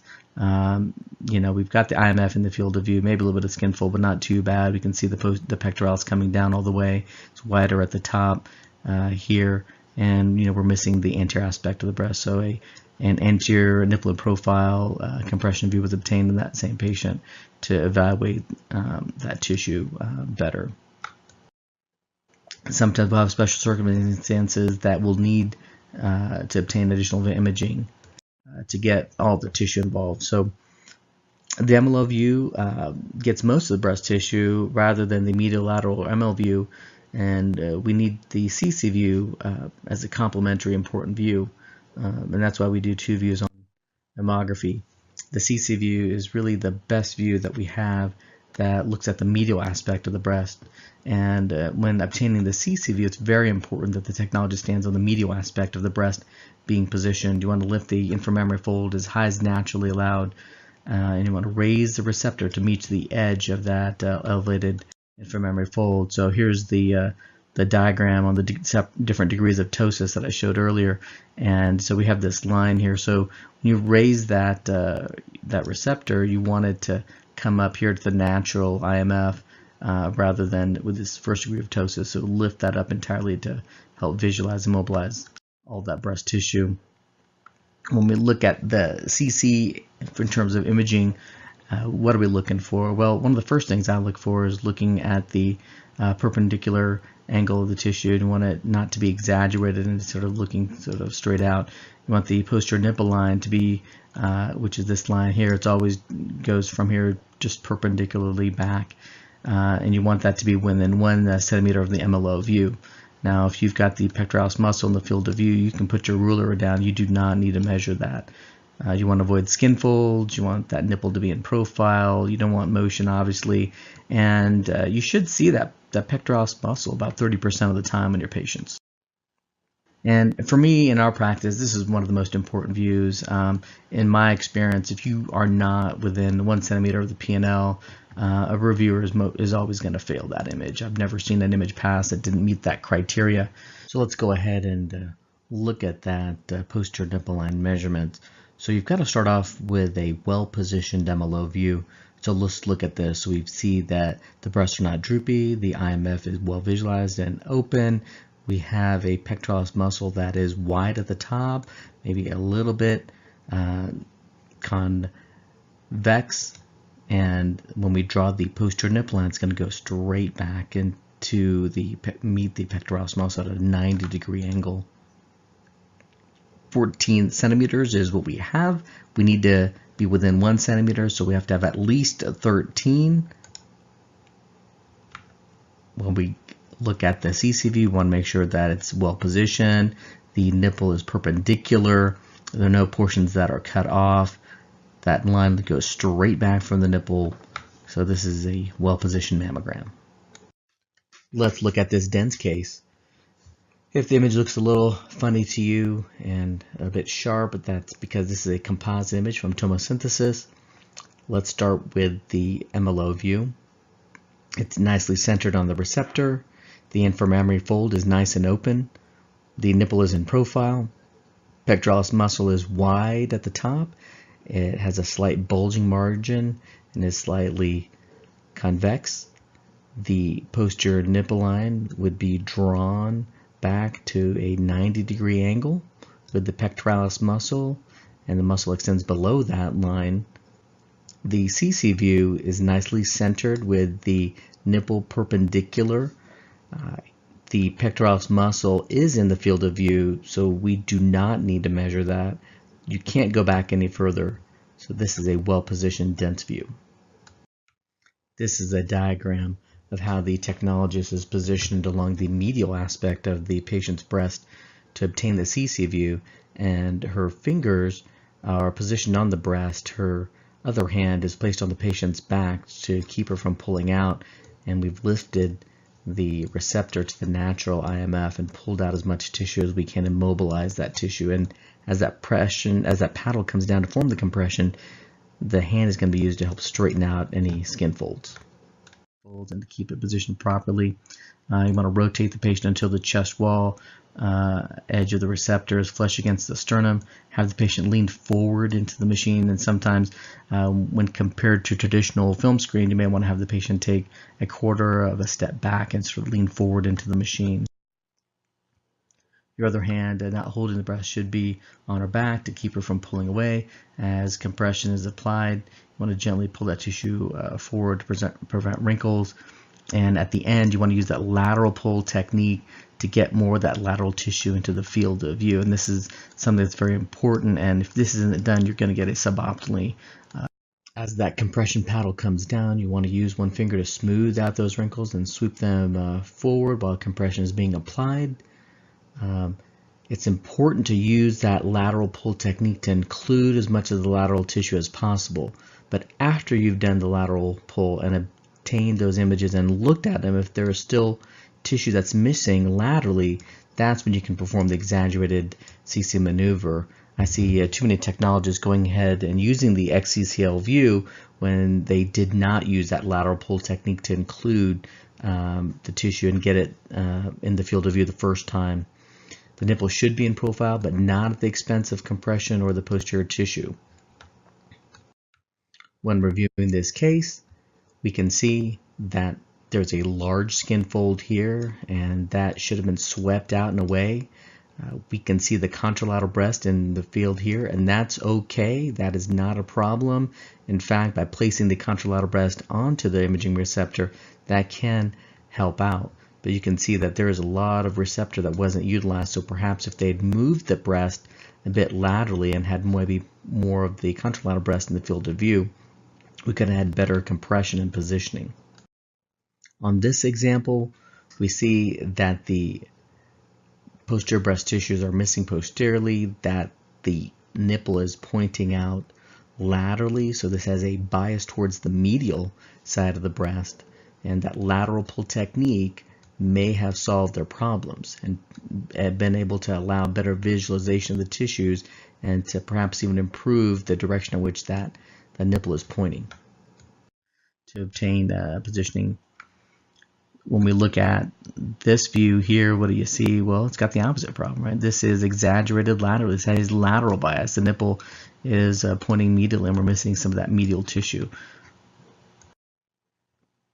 Here's a case where the technologist did a great job in having the nipple be perpendicular, but we noticed there was a lot of skin folds and tissue here that really is not adequately compressed. So a additional supplemental XCCL view was obtained to really look at that tissue a little bit better and visualize those posterior tissues on the far lateral side.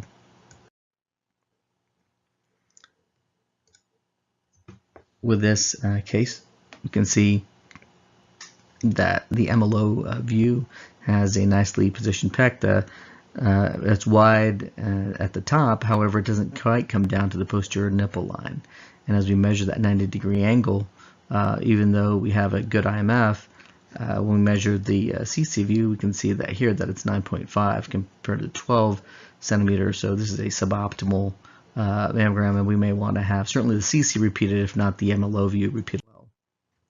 Here's an example of positioning over 2 years. So this is at a facility that recently had training. So before their training in 2016, you can compare the images of this patient and look at the CC view here. So this is a partly calcified fibroadenoma that we can see on the MLO views. And looking at the 2016 study, you can't see it. So some people would look at this case and think, okay, you know, it's a good position case. We don't see a cancer, everything looks fine. But, you know, here, even though it's a benign finding, this, you know, if this was a cancer sitting back there, you might not see it. And although we can, you know, perhaps it could have been hidden with some dense tissue. So it just illustrates that getting that posterior tissue is very important. What do you do with your physically limited patients? So you want to do the best job you can. You want to still visualize as much of the breast tissue as possible and do everything you can. So in this patient, we were able to take off the arm on the wheelchair. We were able to, you know, maybe put some padding underneath her to raise her up and try to get her adequately positioned. And, you know, those paddles are clear for a reason. So you get a really good sense of what's going on, how your positioning is going to be before you have to expose the patient. So with special circumstances, involving some of the physical limitations on patients, you may want to consider having a mammography positioning chair. Get a second technologist to help you. Use cushions to raise the patient. Have pillows or positioning foam. You may want to remove the face shield, tilt the tower, remove arms from the wheelchair or whatever chair apparatus they're into.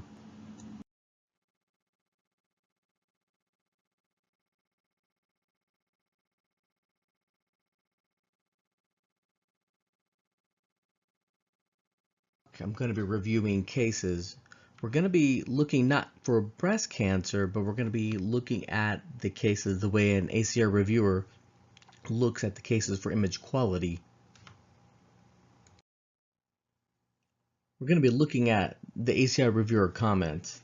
And those comments are based upon the 8 standard imaging attributes, which includes positioning, compression, sharpness, artifacts, noise, contrast, exposure, and labeling. Quality criteria. In the United States is based upon the ACR imaging criteria. There are other imaging standards, however. The British Health Services developed PGMI, and that is used in several countries. The Canadians use the Ontario Breast Screening Program criteria, and the Norwegians use the Breast Cancer Screening Program, which is based upon PGMI.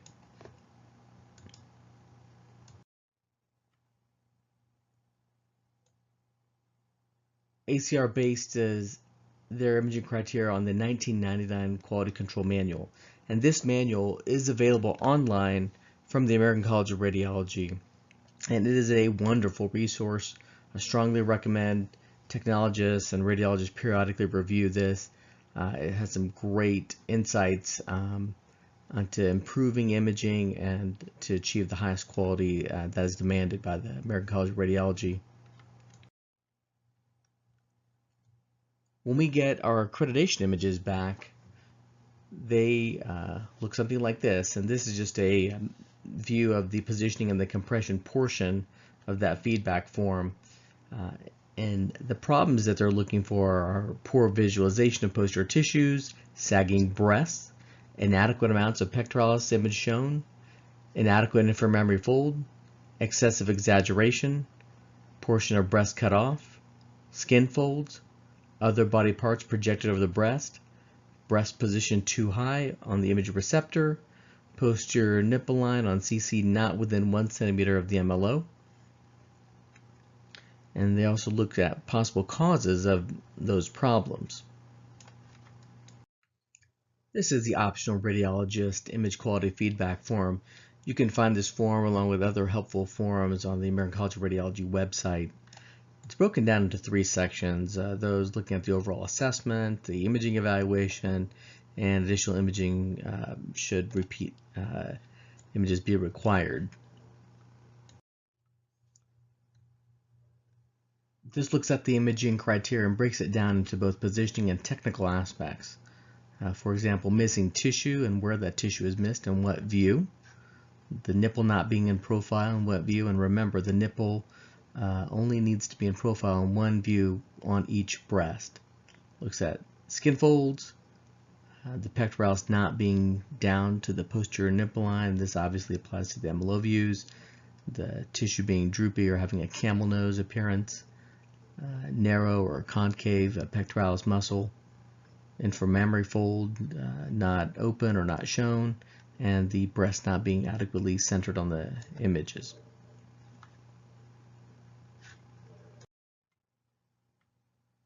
I mentioned PGMI earlier, and that stands for perfect, good, moderate, and inadequate. Now, I'm from Texas. I probably wouldn't use the word moderate. I'd probably use marginal, but you can see it's a grading criteria from best to worst. This is the PGMI criteria. It uses 9 separate factors. Number 1, that all the breast tissue is imaged. They want the fat visualized, posterior aspect all the way to the glandular tissue. Looks at correct image identification. Looks at correct exposure, good compression, absence of movement, correct image processing, absence of artifacts, no skin folds, and symmetrical imaging. This is very similar to the ACR. A perfect mammogram and the PGMI criteria. Here we have the CCs, the MLOs, and they want all the breasts to be imaged, medial border well demonstrated, nipple in profile or skin edge seen transecting the nipple. They want the nipple to be in the midline of the imaged, and they want the posterior nipple line to be within 1 centimeter of the P&L. When it comes to the MLO view, they want the pectoralis muscle shadow seen to the posterior nipple line. They want the full width of the pectoralis muscle wider at the top. They want the nipple in profile or skin edge seen transecting the nipple.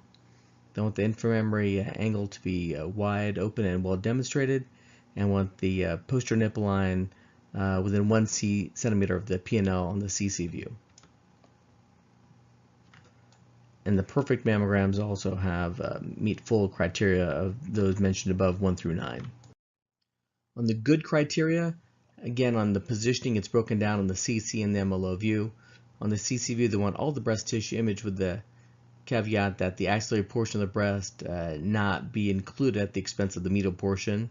The nipple is still in profile or skin edge seen, transecting the nipple, and the nipple is in the midline of the breast.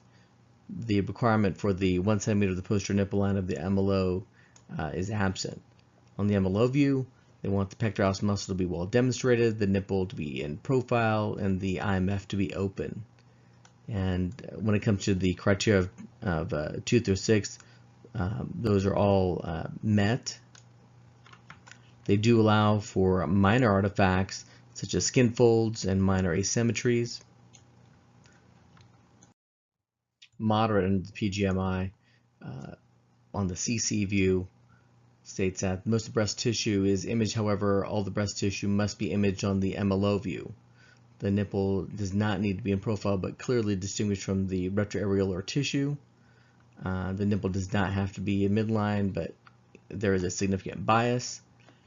And to fall into the moderate category on the MLO view, most of the breast tissue must be imaged, but the pectoralis muscle does not need to extend to the posterior nipple line. The nipple is not in profile, but clearly distinguished from the retroareolar tissue, and the inframammary fold is not demonstrated adequately. And of course, inadequate imaging. There are significant parts of the breast not imaged, and there can be incorrect identification, motion, incorrect processing, major skin fold, overlying artifacts. What we're going to be doing is a 30 case review. These are cases that were derived from the additional mammography review, and these are 30 random cases that are pulled and are judged based upon your routine or average daily work. They are not like the accreditation images in which they're looking for perfection. These are judged based upon what you should be doing every day.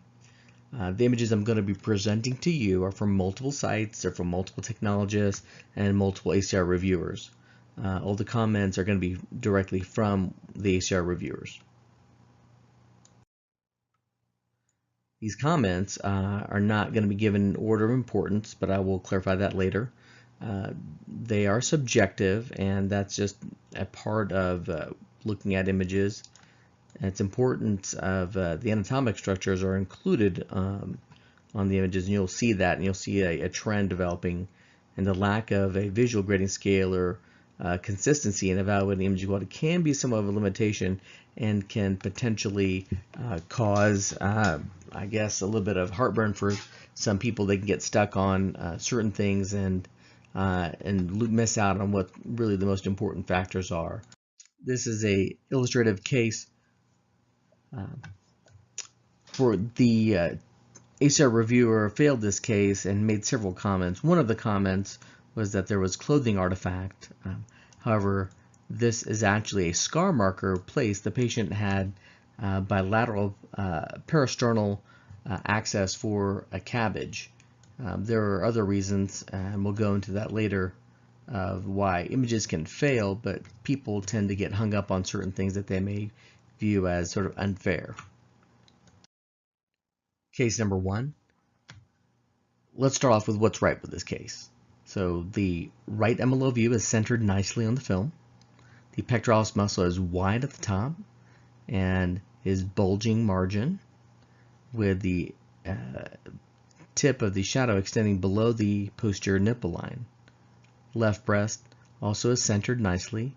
Pectoralis muscle is wide at the top, has a bulging margin, and extends to the posterior nipple line. Well, what's wrong? Several things are wrong. First, the posterior nipple line is not within a centimeter on both breasts. The breasts are droopy with the inframammary fold having lines and an air gap. Now remember, the longitudinal line is on the detector side and the horizontal line is on the compression paddle side. There are skin folds laterally. There is a potential artifact and skin fold obstructing the posterior medial portion of the right CC view. When we look at the ACR reviewer comments, we put them in order of here was most likely resulting in the failure, which is the posterior nipple line not being within 1 centimeter of the MLO view.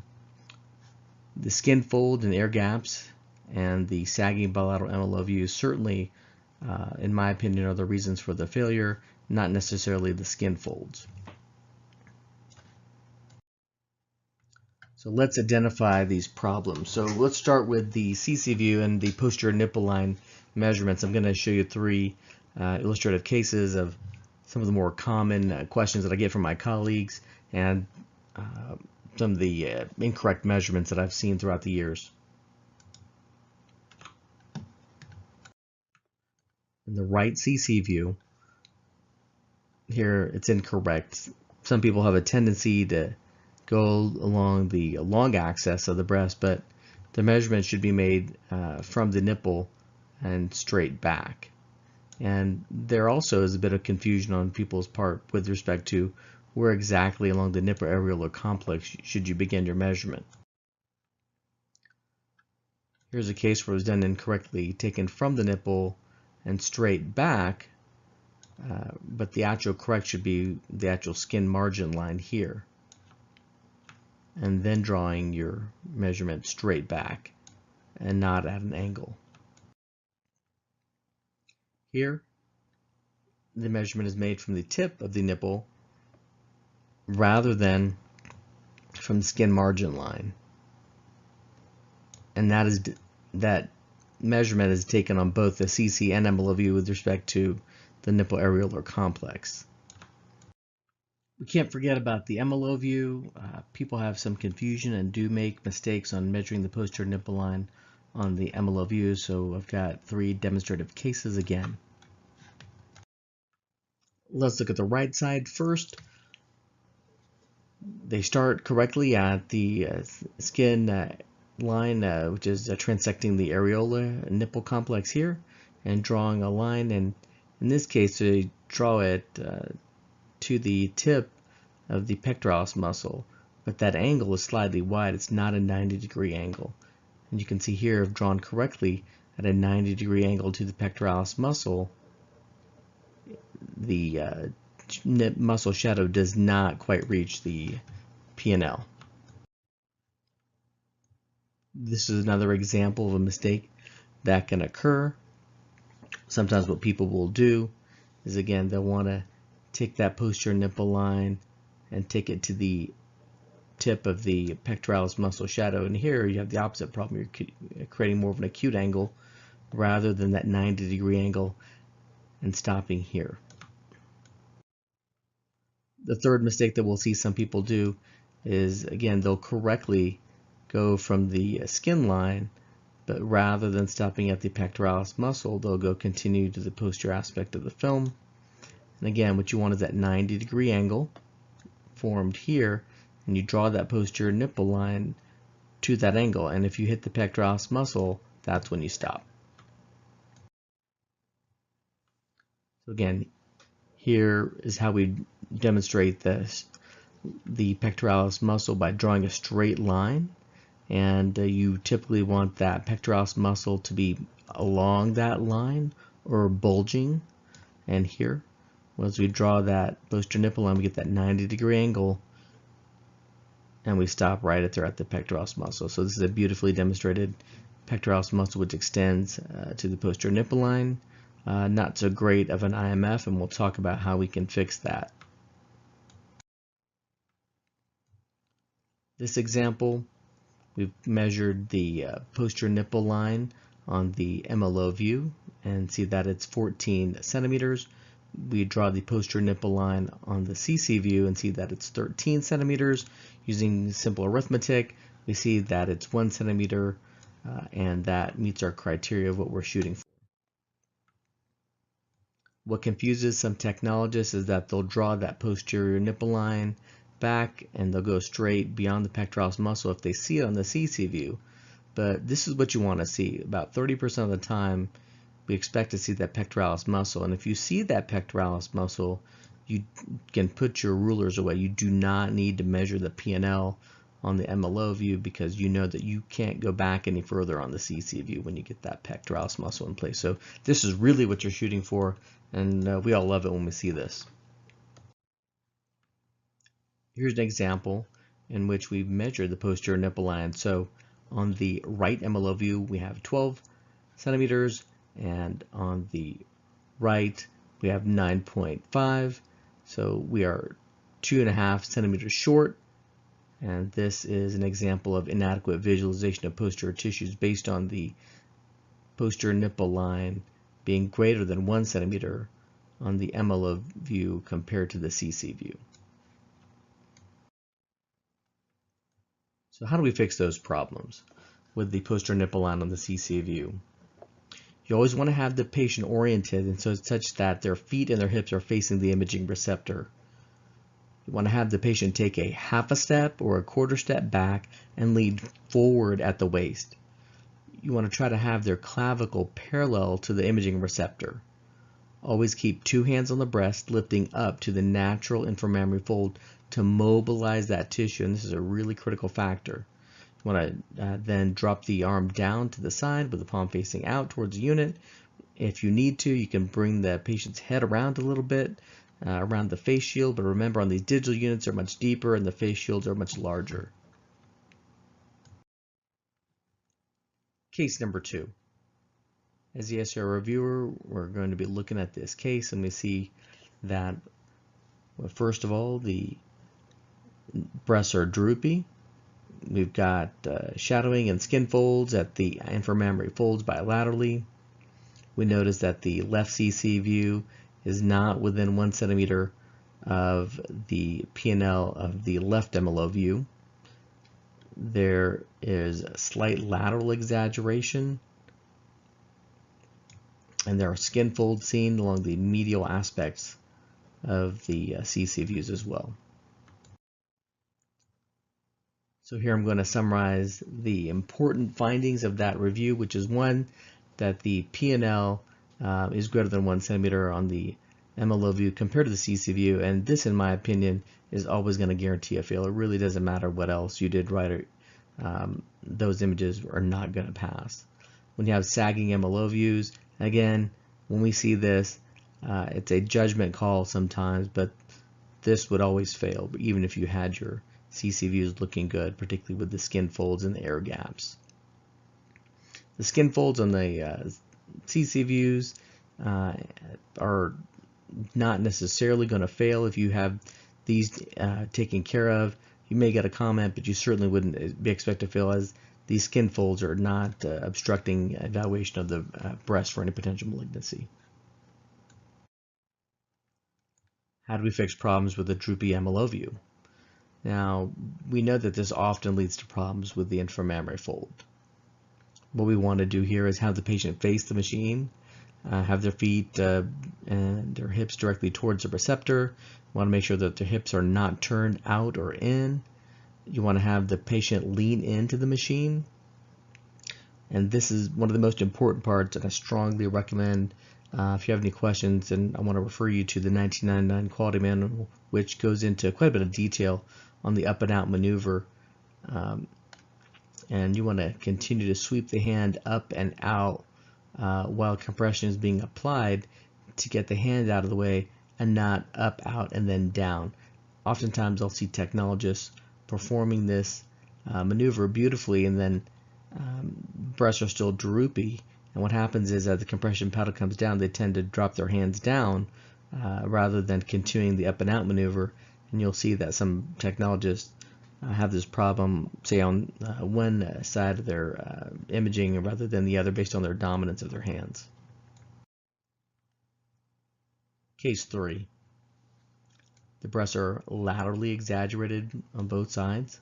The posterior nipple line on the right MLO view is, and compared to the right CC view, is not within 1 centimeter. This right here is not the pectoralis muscle, but rather a skin fold on the abdomen. We see the breast, particularly on the left side, to be droopy. Some large skin folds are seen in the axilla and along the lateral and medial aspects of both CC views. The important comments from the reviewer are that there is poor visualization of the posterior tissues and the P&Ls not being within 1 centimeter. Although there is excessive exaggeration on the CC views, I believe that if the P&Ls were adequate and this large skin fold wasn't present, this case probably would have passed, and they would have simply commented on the droopiness of this breast. Case number 4. There is a sagging of the emeloval views. There is inadequate inframammary fold on the left emeloval view. The breasts are sagging and no IMF, and the arm is included in the field of view. The other emeloval view is pulled out more anteriorly, but there's a large skin fold. There is a small air gap. Skin folds are seen on both CC views. The CCs are not centered adequately. There's excessive lateral exaggeration of the right CC view. Cleavage view performed demonstrates a large skin fold at the cleavage site.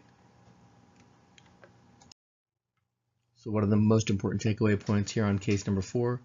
And that there are sagging of the emeloval views, inadequate inframammary fold on the emeloval views.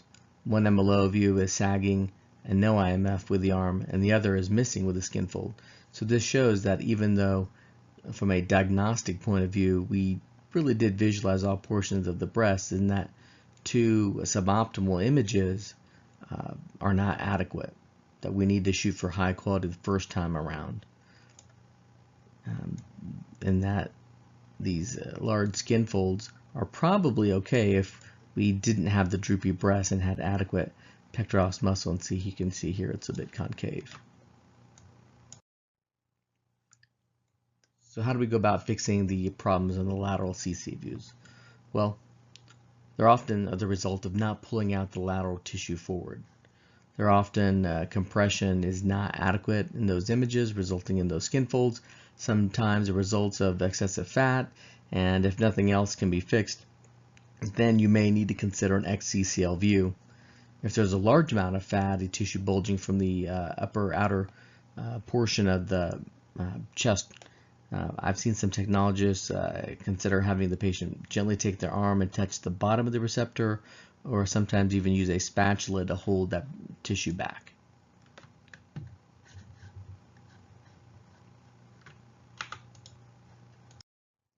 Case number 5. A large detector size was used. The right emeloval view is sagging. There is short P&L on the CC view, particularly on the left compared to the right. Skin folds are noted with chin artifact seen in the right emeloval view. The reviewer in this case particularly stated that the up and out maneuver needed to be performed, and that's what allowed for the inadequate or non-visualized IMF on the right and the slight skin fold on the left inframammary view with this small air gap. So what's important here?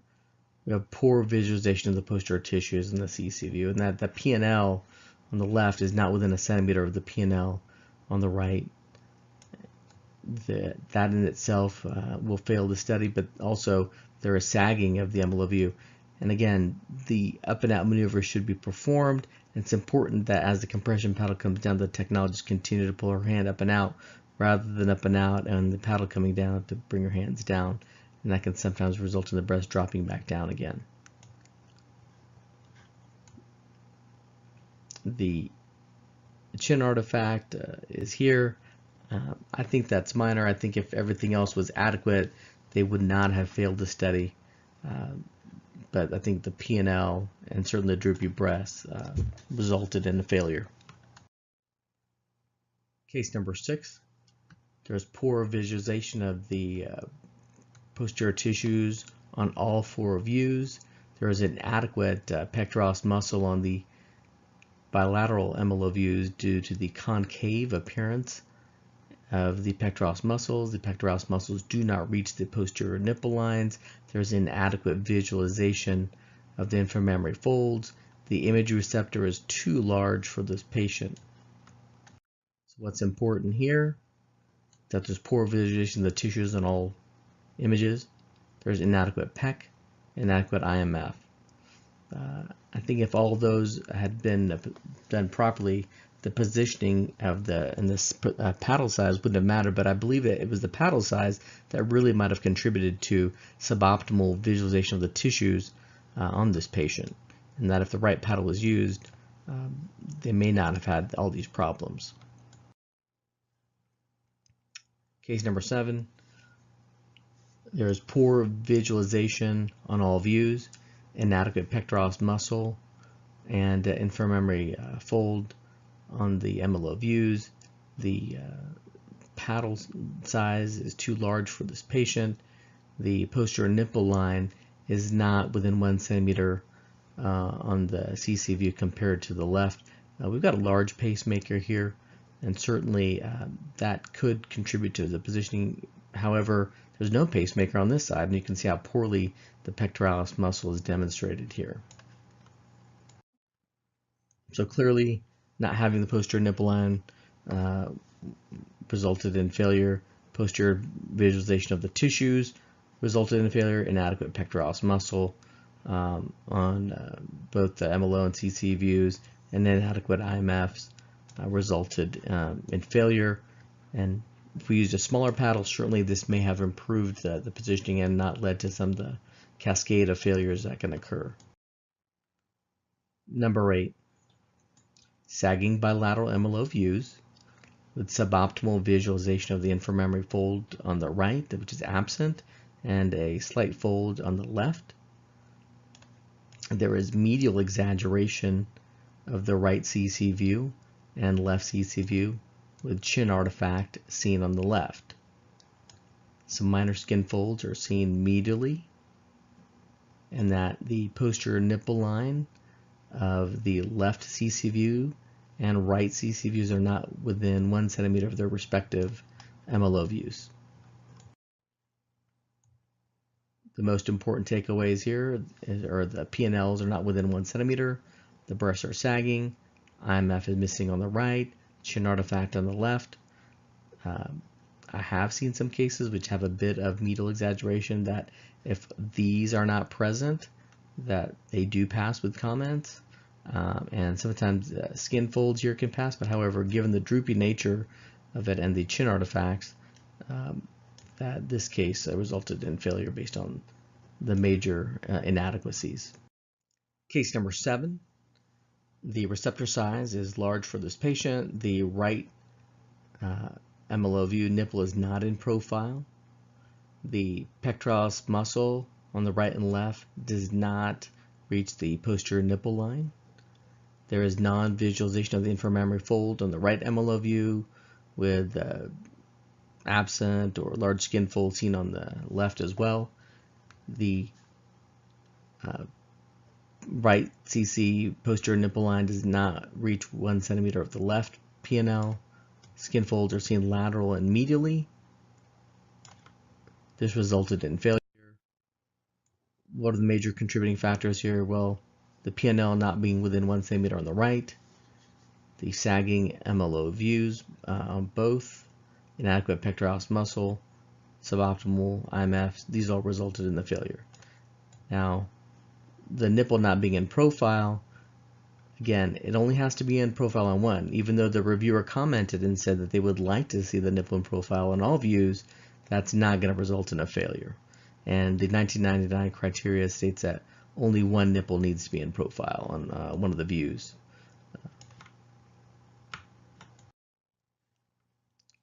Case number 10. The size of the receptor is slightly large for this breast. There are inadequate inframammary folds on both breasts with slight sagging of both. The posterior nipple line on the left, CC is not within 1 centimeter of the left MLO view. There are skin folds along the lateral aspect, and the cleavage is not visualized on the right CC view with excessive medial exaggeration of the right CC view. Important takeaways and the reason for the failure: posterior nipple line not being within 1 centimeter, droopy bilateral MLOs, missing inframammary fold, skin fold and air gap at the IMF. I think the medial exaggeration and the skin folds are important, but certainly if these images were taken care of, may not have resulted in failure. Case number 11. The breasts are drooping bilaterally with large skin folds along the inframammary fold. There are skin folds seen along the lateral aspect of the breast, and the posterior nipple lines are not within 1 centimeter of the MLO views. This resulted in failure. Takeaways: P&Ls, sagging breast, air gap.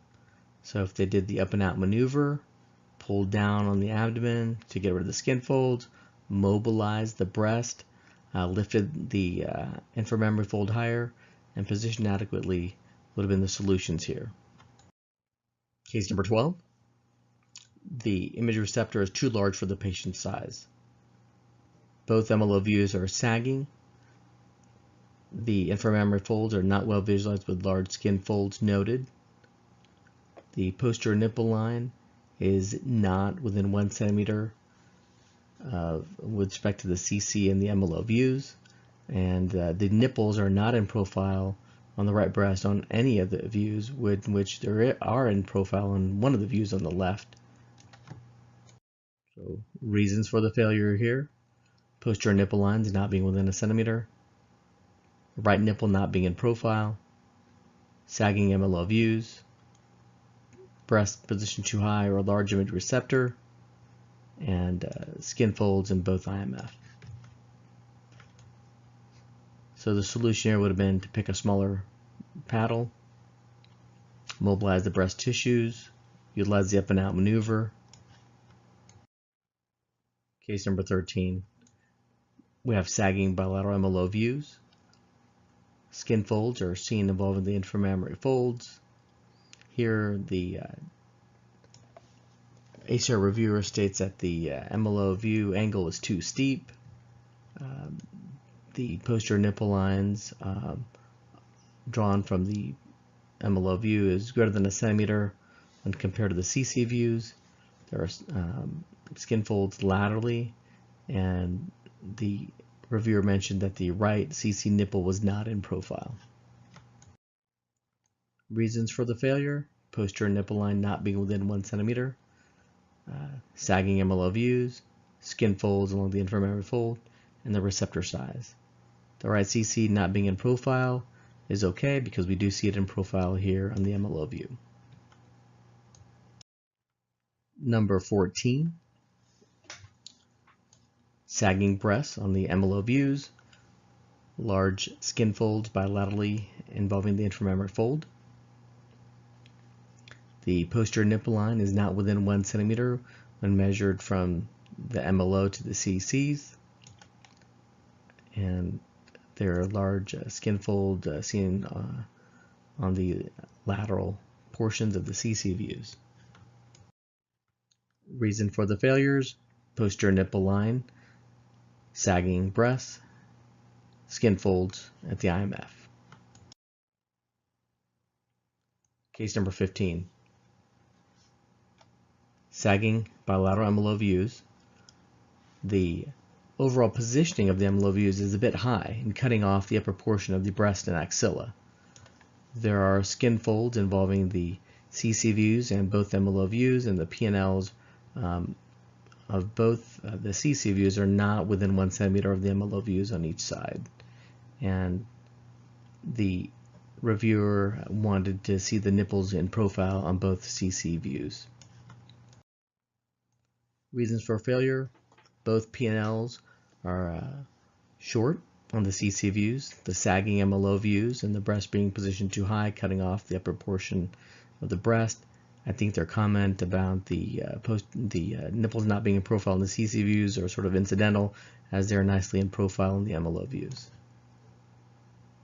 But don't let that distract you from the most important part, which is this. Case number 16. The medial portion of the right CC is cut off, sagging left MLO view, and both inframammary folds are not adequately visualized on the MLO views. There is a chin artifact seen projecting over the right MLO view, and a stomach artifact projecting over the additional left MLO view. So why did this fail? The right CC was cut off, both breasts are sagging, there are large skin folds seen on the CC views, and the abdomen's in view here. Even though somebody could argue that, look, we're seeing all portions of the breast, we did too many images, we should have properly positioned and done the up and out maneuver initially and gotten the chin out of the way. Case number 17. We have inadequate inframammary folds bilaterally. The left MLO is slightly droopy. They're positioned slightly high. There are skin folds present on the lateral portions of the left CC view is not within 1 centimeter of the left MLO view with respect to the posterior nipple line. And when you draw that posterior nipple line, it's sort of close on both sides.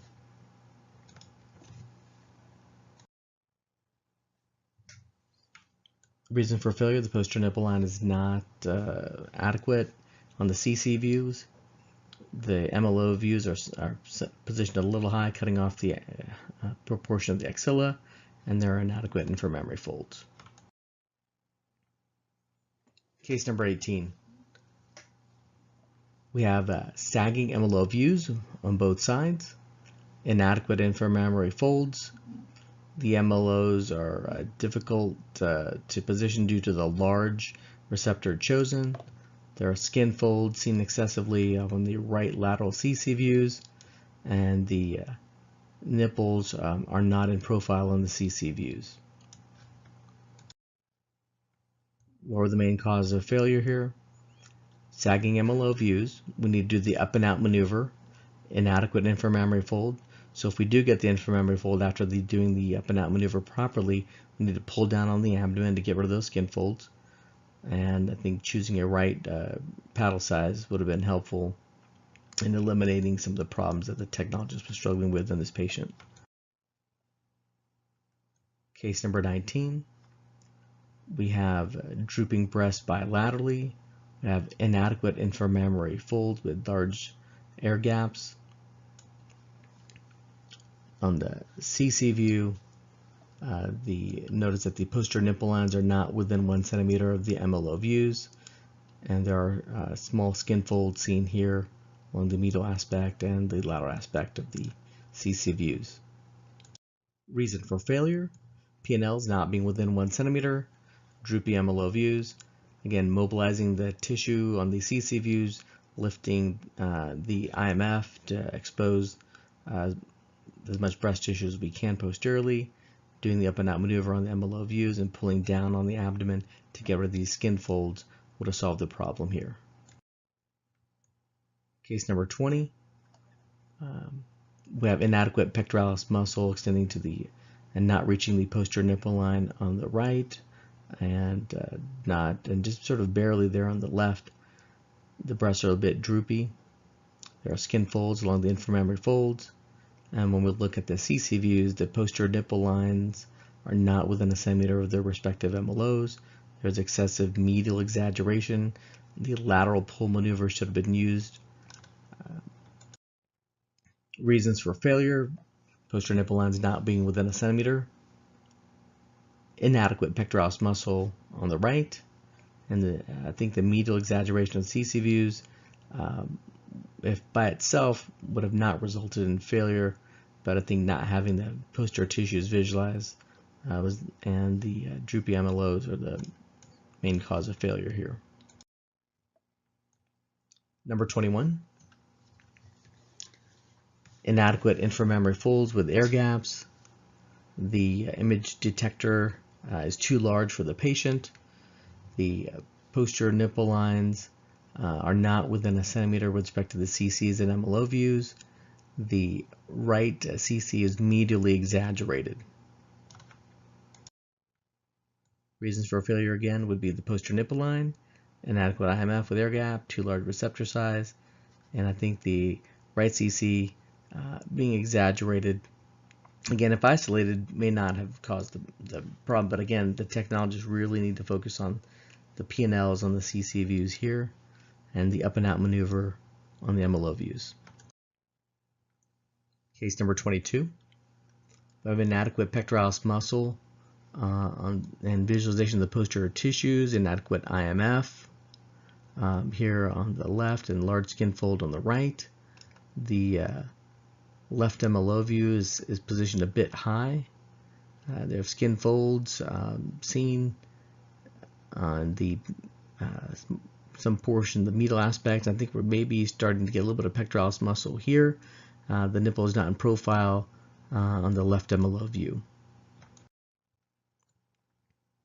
So what failed this, despite all the comments from the reviewer, was certainly the droopy MLO views, inadequate IMF, inadequate PEC on the left, and the left MLO being too high. I think the nipple not being in profile on the left MLO view is okay, and the skin folds on the MLO views here in the axilla are fine, but not in the inframammary fold here. Case number 23. Sagging MLO views bilaterally.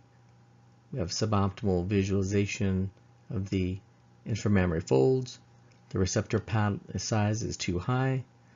We have a slight medial exaggeration of the right CC with small skin folds medially and laterally. Reason for failure here was that even though the posterior nipple lines on the CC were adequate, this was failed based on the sagging MLO views and inadequate visualization of the inframammary fold. This case would have been a passing case if we had, I think, just chosen a adequate receptor size and done the up and out maneuver. Case number 24. Decided to do something a little bit different in this one, in that we'll show you some posterior nipple line measurements, hopefully wake you up a little bit with some simple arithmetic. As a reviewer, we look and see that the bilateral MLO views are droopy, perhaps the image detector size a bit large for this patient, non-visualization of the inframammary fold on the right, and non-visualization with a large skin fold on the left. The posterior nipple line of the right and left CC views are not within a centimeter of the right and left MLO view posterior nipple lines. Skin folds are seen lateral and along the posterior aspect of the left CC view. Why did this image fail? I think primarily because of the posterior nipple lines and also because of the droopy MLO views. As a secondary cause, this resulted in suboptimal visualization of the inframammary fold, and I think choosing a better detector size may have helped. And it possibly improved how far the pectoralis muscle went down and improving how it reaches the posterior nipple line. Image number 25. I've given you the posterior nipple line measurements. We look and see that the MLO views are droopy. Even the repeat view, suboptimal visualization of the inframammary fold. Posterior nipple lines are not within a centimeter. There are large skin folds seen along the lateral aspect of the CC views. Minor skin folds in the axilla. Suboptimal visualization of the pectoralis muscle in the repeat MLO view. This image failed because of the posterior nipple line, droopy MLOs, and inadequate IMF. Case number 26. The left MLO view is droopy. We draw the posterior nipple lines of the right and left breast, we get 8.7 and 10 respectively. Those are not within a centimeter of the posterior nipple lines of the right and left emerald views. The pectoralis muscle on the right and left do not reach the level of the posterior nipple line. We have skin folds seen along the medial aspect of both breasts and smaller skin folds along the lateral aspect. The left CC view is exaggerated laterally. So what are the primary reasons that this failed? The posterior nipple lines were not within a centimeter of on the CC views with respect to the emerald views. We had inadequate pectoralis muscle, a little bit of a drooping breast here.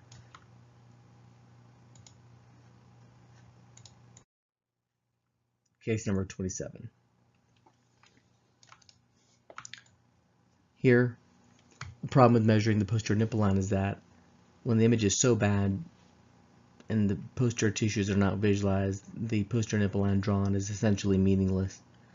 So here you can see on all 4 views that there is severe limitation in visualization of the posterior breast tissues. Suboptimal pectoralis muscle bilaterally, suboptimal inframammary folds. We have some skin folds medially and laterally. There is medial exaggeration of the left CCV and slight medial exaggeration on the right. So the main reason this image fails is that the posterior tissues are not well seen on all the views. There's inadequate pectoralis muscle on the emerald views, inadequate IMF, and medial exaggeration of the CC views.